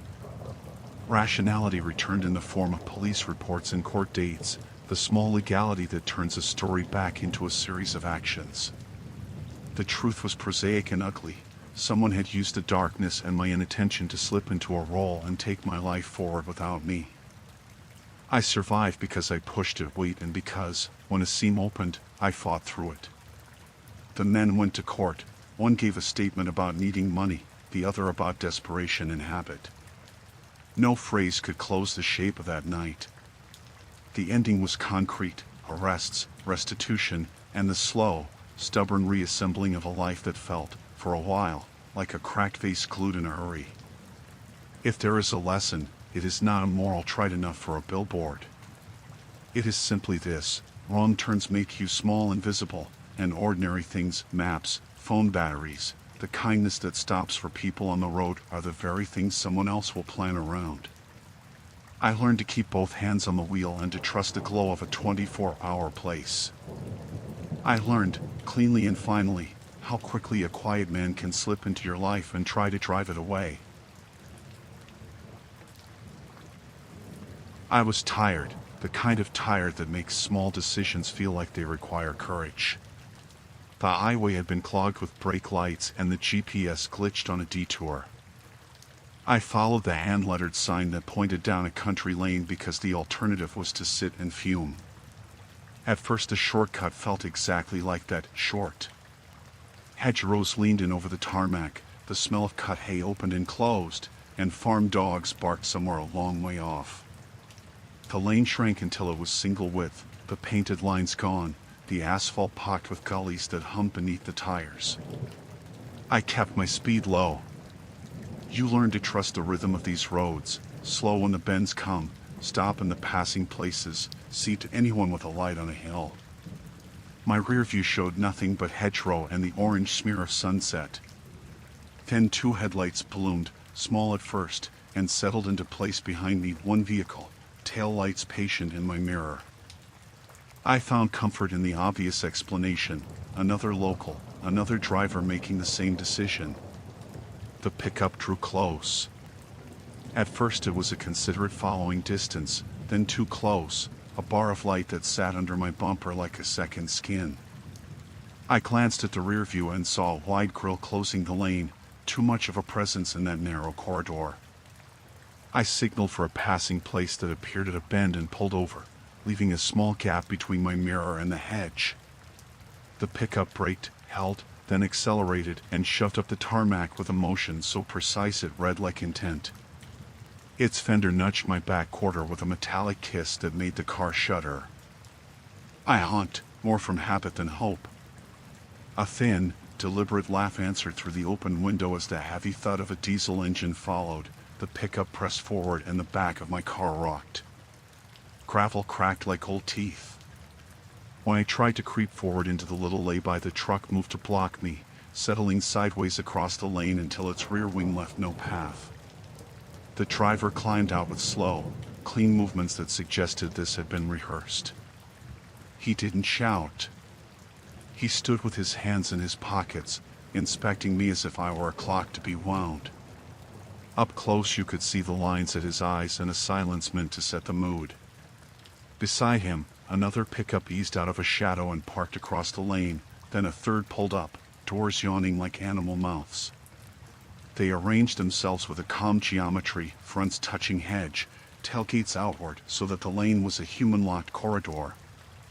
Rational explanations stacked themselves in me, road rage, a man with a grievance, kids playing a mean joke. I told myself the simplest, make small talk, apologize, move on.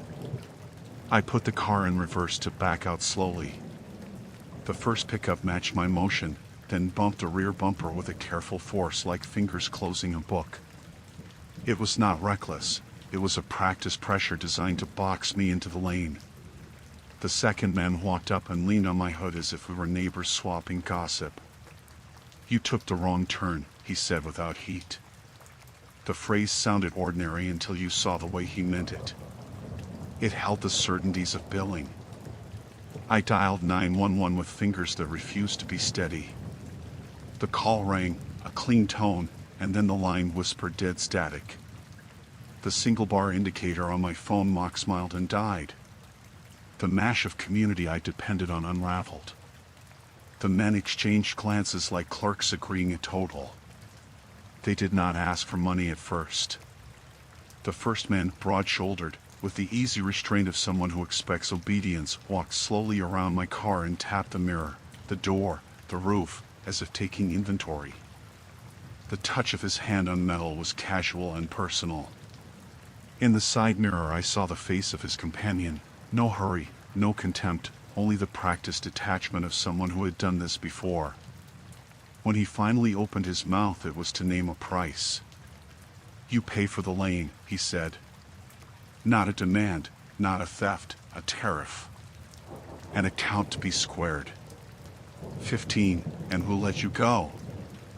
I laughed because disbelief felt lighter than fear. "I don't have that," I started. "Put what you have in the pouch," he said. He produced a small leather bag, slapped it on my hood with the casual exactness of a hand that does not tremble.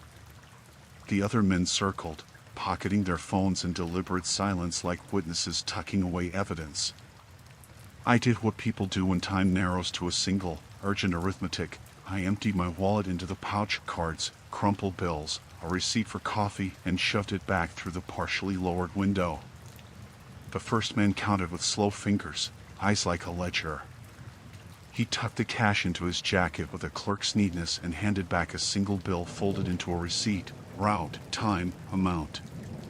"Keep moving," he said. His voice had the flat finality of a clerk stamping a form. When I reversed, the truck blocking my line didn't lurch to cut me off. It slid, like a door opening, just enough to let my bumper through. But the men did not smile or mock. They stepped aside as though they had done what needed doing. The pickups idled, engines a low, obedient thrum. The lane yawned open and I drove as if I were leaking. Later, at the safety of a gas station, hands trembling and the leather pouch closed beside me on the seat, I called the local police and spoke in narrow breaths. They were patient on the other end. They told me to come in and file a report. I sat under fluorescent light and wrote the details, handed over descriptions that felt crude and inadequate. 3 pickups, plate numbers half remembered, a pouch, a folded receipt with a scrawled sum. The investigation was methodical. Officers combed the lane's verges at dawn and found tire tracks and scuff marks where the pickups had boxed my car. A patrolman caught one of the license plates on a traffic camera an hour later as the trucks dispersed toward a cluster of farm sheds. Within a week, 2 arrests were made. The men were part of a small ring, local, opportunistic, using the loneliness of secondary roads as a ledger for extortion. The word on the police blotter was minor but precise. I was given forms to sign and a case number and told to keep the receipts. The detective spoke quietly about deterrence and patrols, and he told me, almost kindly, that my response had likely prevented worse. Compliance had kept me alive in a way brute force sometimes does not. That was a strange comfort. The truth was less cinematic than I had feared. No mythic chauffeur, no occult logic, only men who learned the geometry of lanes and the psychology of isolation and practiced a quiet, administrative cruelty. The ending was clean and conclusive. I had been forced off the road, I had paid, I had driven away, and the law had pursued them in the morning light. They were charged with assault and extortion. The records were public. I still retell it the same way because facts are the thing that slog the fear down into something you can manage. Sometimes I find myself glancing at my mirror on a narrow lane, imagining the metallic notch. The gouge on my rear quarter is a small, honest scar that catches the sun. I live with it. I survived. That is the ending. I got away. I told the story, and the men who used the quiet of the road as currency were put on notice. I had been steering for 2 hours through the slow, indifferent miles that sit between towns, the kind of driving that unbuttons your thoughts and leaves you easy to mistakes. The detour the GPS suggested was only a line on the screen, a thinner ribbon than the highway, and I told myself I was saving time when I turned. For the first half hour everything felt minor: cracked blacktop, a rooster call from a yard, an old pickup parked with its tailgate down. The sun slid behind the trees and the world cooled into a blue that made every shadow look like an eye. After a while the road pinched to a single lane, with farm fields sloping away on either side. Barns started to pass, big red ones, weather-bleached ones, one squat concrete structure with a silo that leaned like an old man. The barns kept repeating in a way that made my stomach tighten, not the exact barns, but the same small details cropping up over and over: the sagging porch swing at the Mitchell place, the missing plank by the eastern door of the Turtle barn, the barbed wire loop hanging from a post like a question mark. I shrugged it off as exhaustion. GPS errors loop roads sometimes. People build their houses in grids, and I had driven a square without noticing. On my third pass the first person stood in a barn doorway. He held himself like a nailed board, feet planted, shoulders rigid, staring at my headlights as if they were a thing that could be studied. He wore an old coat and a hat pulled down, and his face was pale in the light. When you are alone on a road at dusk and someone appears, your reflex is the same as a dog's: you look for what they need. I slowed and flashed my brights, mouthed "You okay?" and felt like an idiot when he didn't move. He simply watched me, unblinking. I told myself the sensible things. He was a farmer, perhaps checking animals. Maybe he'd seen a break in a truck. It made sense for a while. Then, on the next loop, there was someone else in the doorway of the concrete barn, a woman this time, and on the loop after that a boy, arms folded, chin up. Every barn had someone in it. Each person stood in the same rigid way, like a sentinel. Not one of them waved, not one of them called out. Their attention was all aimed at the lane. I tried to keep my voice small and practical. Anybody need a lift? Do you need me to call someone? My phone, of course, announced no service. The map in my lap was a folded island of ink that meant nothing out here. Rational excuses piled up, maybe a local festival, a charity drill, and then the facts pressed in. My mirror showed the same stretch of road, repeatedly, and every time the barns returned they had a person framed in their doorway. There were no cars parked. No lights on inside. Only those faces in the threshold, waiting for me. A chill tracked along my forearms. I tried to turn onto a side lane I thought would lead back to the highway. The road angled but spat me out like a pool ball ricocheting off rubber and wood. I drove harder, as if speed could disassemble the circuit. The barns and the watchers held their places and seemed to lean forward a degree. Their faces took on detail in the sweep of headlights, a hollow near a temple, a scar down the cheek, the small, awful clarity of eyes that do not blink when you expect them to. Panic takes shape slowly. First you try to be reasonable.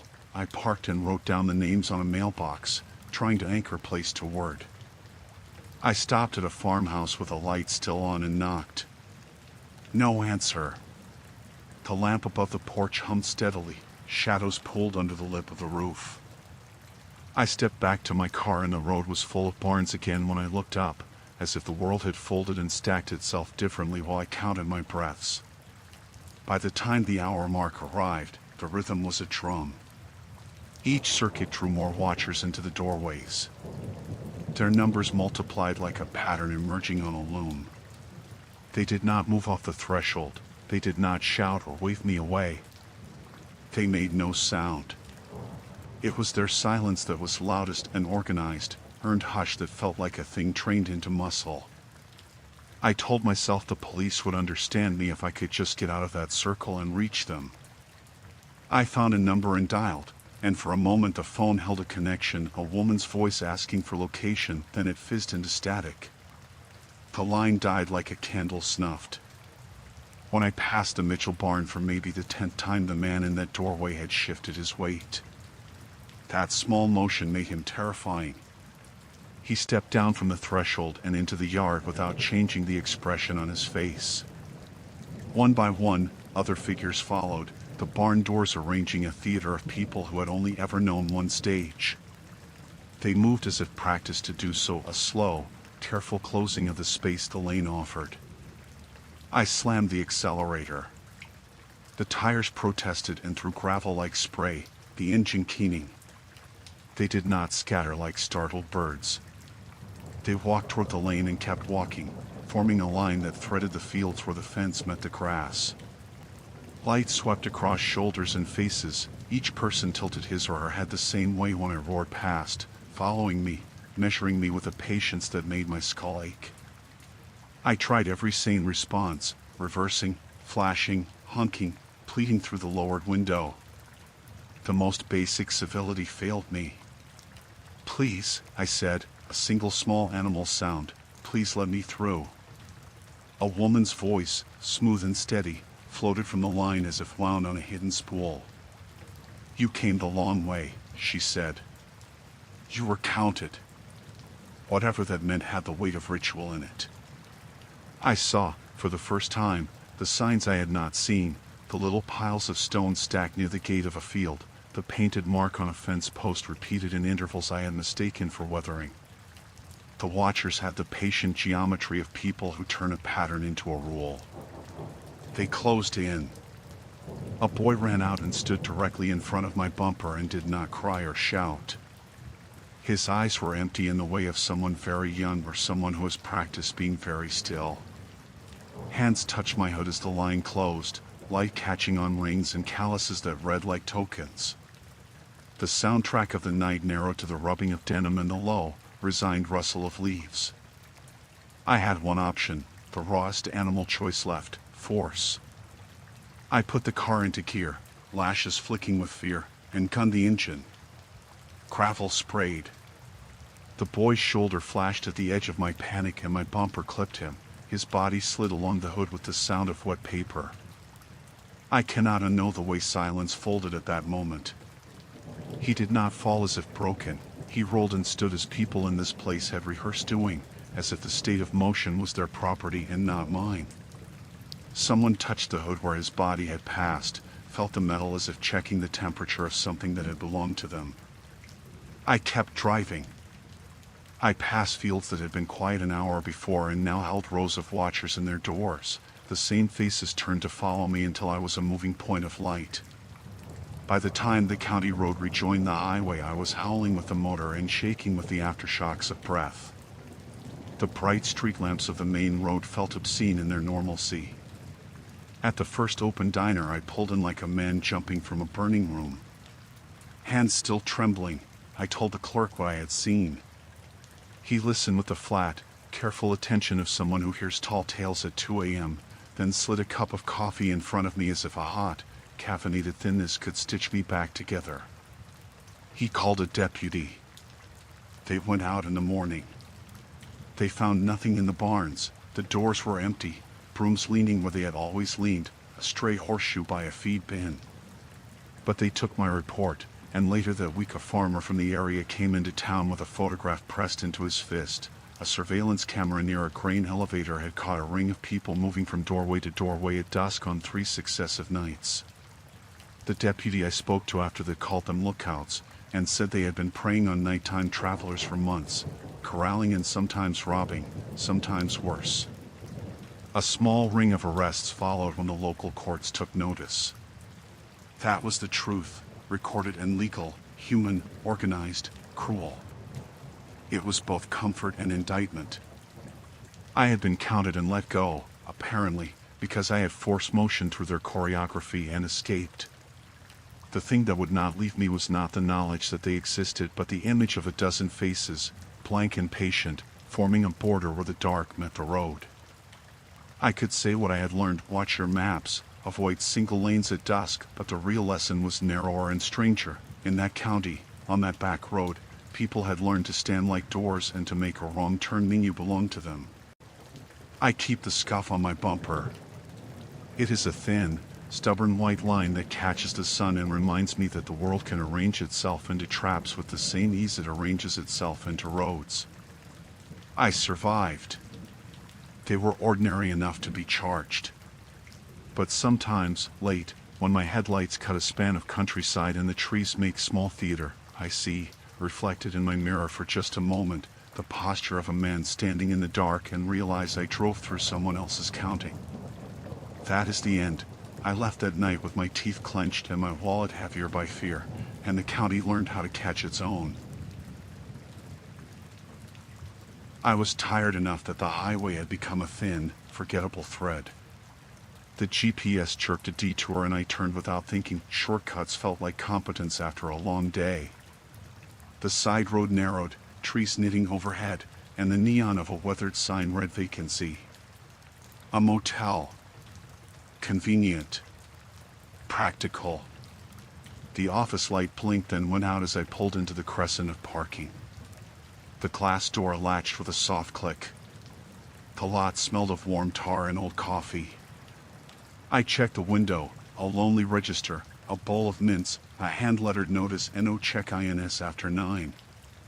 My watch said 9:07. Bad timing, I told myself, and stepped back toward the car. That's when a curtain upstairs twitched. Then another. The motel's second-floor windows were a row of pale rectangles, and each curtain shivered a fraction. Not a draft, the lot was still. The movements lined up like a metronome. I reasoned, people peeking in, a vent, someone adjusting blinds. Rationality soothed for a breath and then failed. The curtains didn't open, they only quivered, as if watching. I moved closer. The fluorescent light hummed and made the building look like an old photograph. A man emerged near the vending machine, denim jacket, hands knuckled by work. He didn't smile. He stood in the light and listened, then lifted his hand, not to wave but like a conductor cueing an orchestra. The curtains answered, an exact small start that made the skin at the back of my neck prickle. "Is this place open?" I asked, already knowing the answer. "You came through late," he said, voice dry. "People watch from their rooms.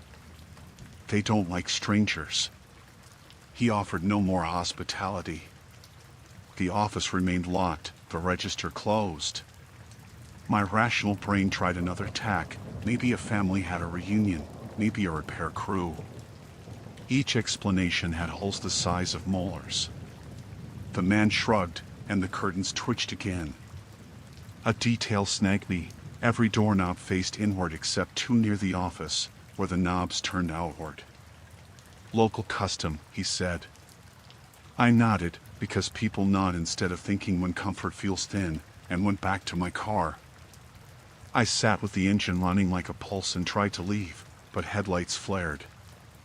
A pickup at the lot's edge breathed out and a sedan slid from behind a hedge, nose blocking the lane. The crescent had rearranged itself into a small arena with me in the center. I called 911. The line rang with a crisp, hopeful sound and then collapsed, no signal. My phone, which had shown a sliver of life, went dead. The man by the vending machine watched me dial without expression and then tossed a cigarette in a practiced arc. The smoke drifted into the lot and made the light look filmy. The curtains did something then I could no longer translate as human. They parted the faintest fraction and a shape leaned into a slit behind the fabric, and I caught my light and did not blink. Doors opened with soft, synchronized motions.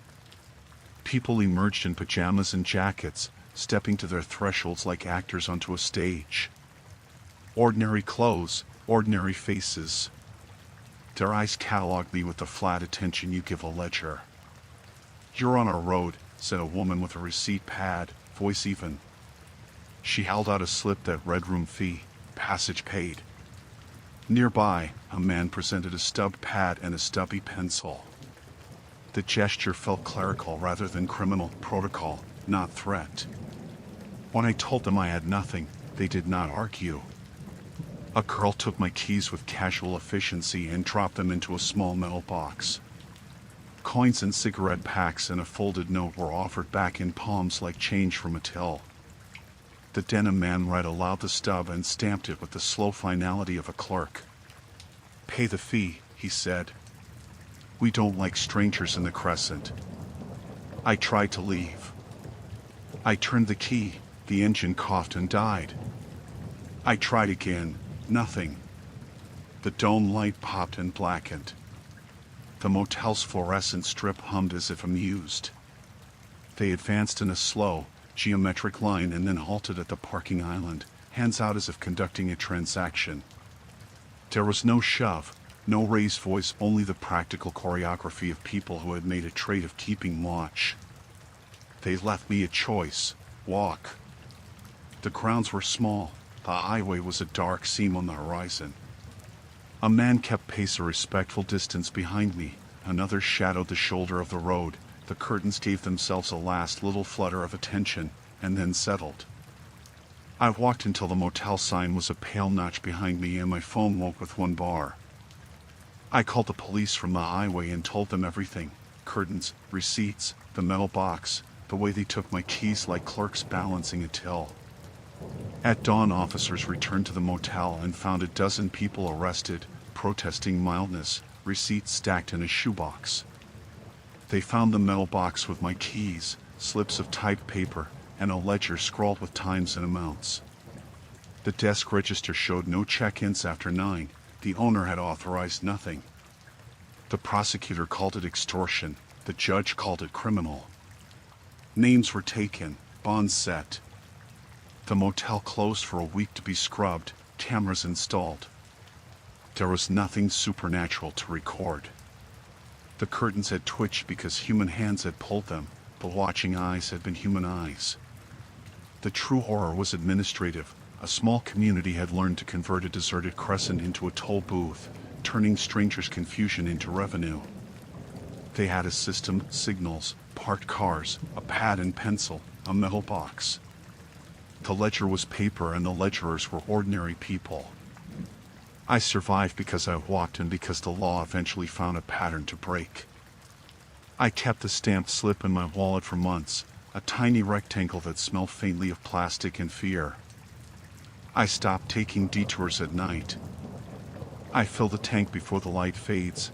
I trust the blue line only when it stays on well-lit roads, and sometimes, late, when the wind is still, I hear a curtain twitch in memory and realize how easily ordinary places can be made into instruments. The ending was prosaic: arrests, paperwork, patrols, but the memory remains, a row of curtains moving in metronome time and a dozen ordinary faces arranging themselves into a ledger. I drove a wrong turn into their crescent and, by motion and luck, I came back out. I was exhausted when the GPS chirped and insisted I take the faster route through a patch of country roads I'd never traveled. The highway had been crawling with traffic, brake lights blinking like red warning beacons into the growing dusk. I followed the detour, thinking a little backroad shortcut couldn't hurt. At first, it was exactly that, ordinary. Narrow asphalt, telephone poles casting long shadows, a farmhouse here, a cow pasture there. I passed a small creek, then a bend in the road, and suddenly the bright, buzzing sign of a gas station appeared. Not on my route, exactly, but perfectly convenient. I slowed as I pulled in. The station was one of those old rural places, the kind with a single pump, faded paint, and a narrow awning. Outside stood a man in a worn denim jacket, leaning against the post like he'd been counting something. His gaze lifted as I drove in, trained, precise. I parked, glanced at the GPS again, and then looked at him. He straightened slightly, then crouched, glanced at the pump, then back at me. Counting. I laughed nervously, muttering, "Weird guy, huh?" My rational brain shoved aside the feeling in my gut. Maybe he worked there. Maybe he liked to watch cars pull in anything normal to explain it. I turned the wheel to leave, GPS recalculating, and the road led me in a tight curve back to the same station. The man was in exactly the same place, counting. The light from the pump glinted off his wrist, and I could have sworn he had a notebook, though I couldn't see clearly.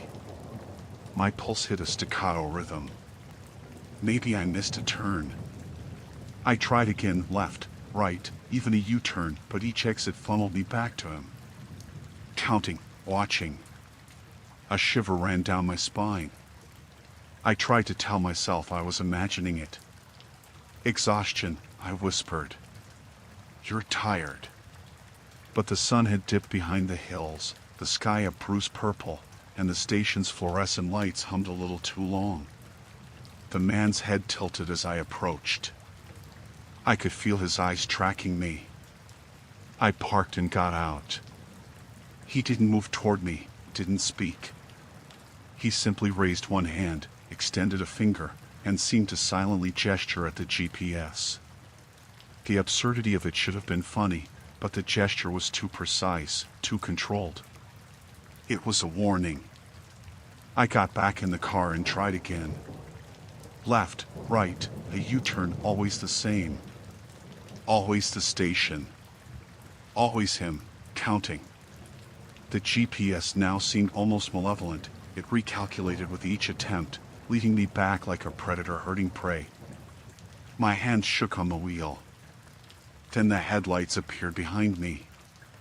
One car, tailing from the moment I first pulled onto the detour. I tried to accelerate, but the road's turns were sharp, unfamiliar. The car followed, not closely, but with the patience of someone who knew I had nowhere to go. I slammed the wheel into a side road that seemed promising, only to find myself back at the station again. And now, more people were standing outside, scattered like sentries. I could see 4, maybe 5, each one observing the cars, raising a finger in silent arithmetic. They were counting cars, counting me, counting time. I started the car, frantically trying to force it forward. The engine hesitated, coughed. I had not noticed the pump hose lying across the asphalt, coiled as if deliberately placed. My tires caught the rubber, slid, and the engine stuttered. One of them stepped closer, slow and deliberate, without fear. I locked the doors, my breath coming in short, sharp bursts. Rational thoughts competed with the dread building in my chest. Maybe it was a prank. Some small-town cult. But there was no humor here. They weren't laughing. They weren't hiding. They were calculating, observing, and letting me realize there was no escape. I tried my phone, still nothing. No bars. No calls. Nothing. The world outside the car shrank to the asphalt, the glowing sign, and the figures who now seemed to have multiplied. More men, more women, spread along the lot like a slowly closing net. The one I'd first seen raised his finger again, then tilted his head in what felt like instruction. Panic seized me. I forced the wheel left, a sharp turn onto the gravel, tires scraping, heart hammering. The GPS recalculated, cheerfully and cruelly, and spit me right back. I slammed on the brakes. They had moved closer, circling the car, silent, patient. Counting. Always counting. I yelled, "What do you want?" My voice cracked in the cold night air. The first man stepped forward, and I saw his face clearly for the first time, calm, unreadable, entirely human but without empathy. "You owe the road," he said. Just those words. No explanation, no emotion. You came here. It counts. Then I understood, this was never about directions. It was about control, about being forced into a pattern, about a tally where my freedom was an entry. And it was my turn to be counted. I tried to escape again. Tires spun on gravel, headlights flashing across denim and boots. But each exit led back. Each turn returned me to the same lot.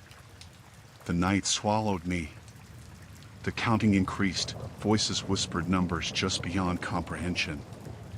My body trembled, a puppet to roads that refused to let me go. When the police finally came hours later, though it felt like days, they found the gas station empty. No one outside, no pumps active, no tire tracks besides mine. The lot was deserted. There were no surveillance cameras, no receipts, no evidence of anyone.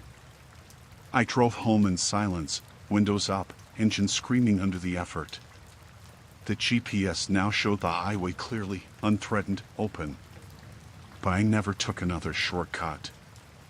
I never went down a rural back road again. And sometimes, late at night, I swear I see that station in the distance, a flicker of neon, a figure counting cars, waiting. I survived, yes. But every road, every turn, is haunted now by the memory of being counted endlessly, until the night itself seemed to tally my fear. It was just after sunset when I left the highway, following what I thought was a shortcut. My phone's GPS insisted I turn onto a thin, overgrown path, one of those roads that had probably been paved decades ago and then abandoned to weeds and piles. The air smelled faintly of wet earth and dying leaves. My tires crunched along gravel and broken asphalt, and the trees pressed close on either side, letting only the last rays of sun dapple the hood of my car. At first, everything seemed ordinary enough. The road narrowed, twisted, and the shadows grew long, but it was quiet, peaceful almost. I told myself I was just being cautious. Back roads have their charms. I noticed an old mailbox, leaning, with peeling paint, and a rusted fence disappearing into the brush. The GPS recalculated a few times, but I didn't worry. I assumed the path simply meandered before rejoining the main road. Then I saw the car. A dark sedan, hazard lights blinking, abandoned, or so it seemed. It was parked crookedly, front wheels turned into the weeds, one door ajar. My chest tightened, but I told myself people break down all the time. I slowed, pulled over, and put my flashers on. My car felt suddenly exposed, the path more constricted than before. I stepped out and called out. "Hey! You need help?" No reply. The air was still, the only sound the faint rasp of leaves in the wind and the creak of an old branch overhead. I circled to the driver's side, peering in. No one.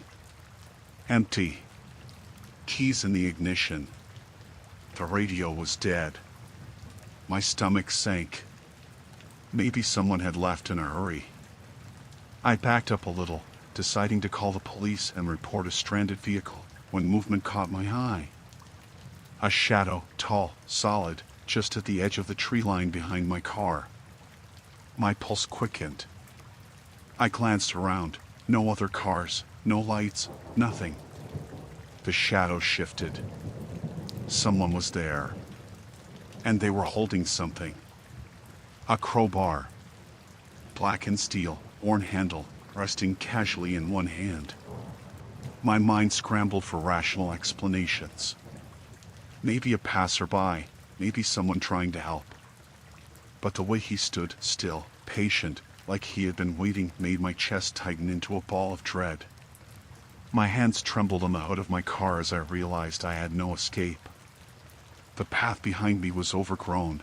Turning around meant backing straight toward him. I fumbled for my keys and slid back into the car. The engine roared to life like a lifeline, but the crowbar's holder didn't move. He simply stepped forward, slow, deliberate, emerging from the shadows with each step. Panic clawed my throat. I threw the car into gear, tires skidding over gravel, trying to turn onto a side path, but roots and ruts caught the wheels. He was closer now, the metal of the crowbar catching what little light remained, reflecting a dull, dangerous gleam.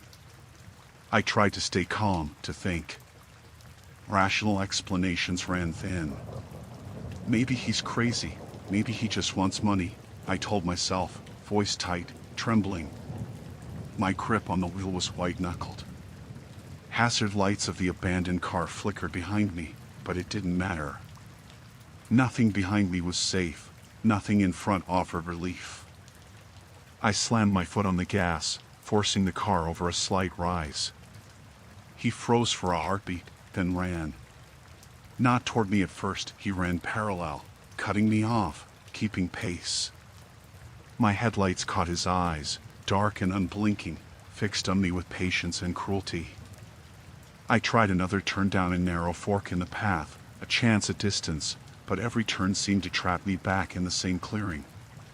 The hazard-blinking car, the trees, the crowbar-wielding figure, it was like the forest itself had bent to funnel me toward him.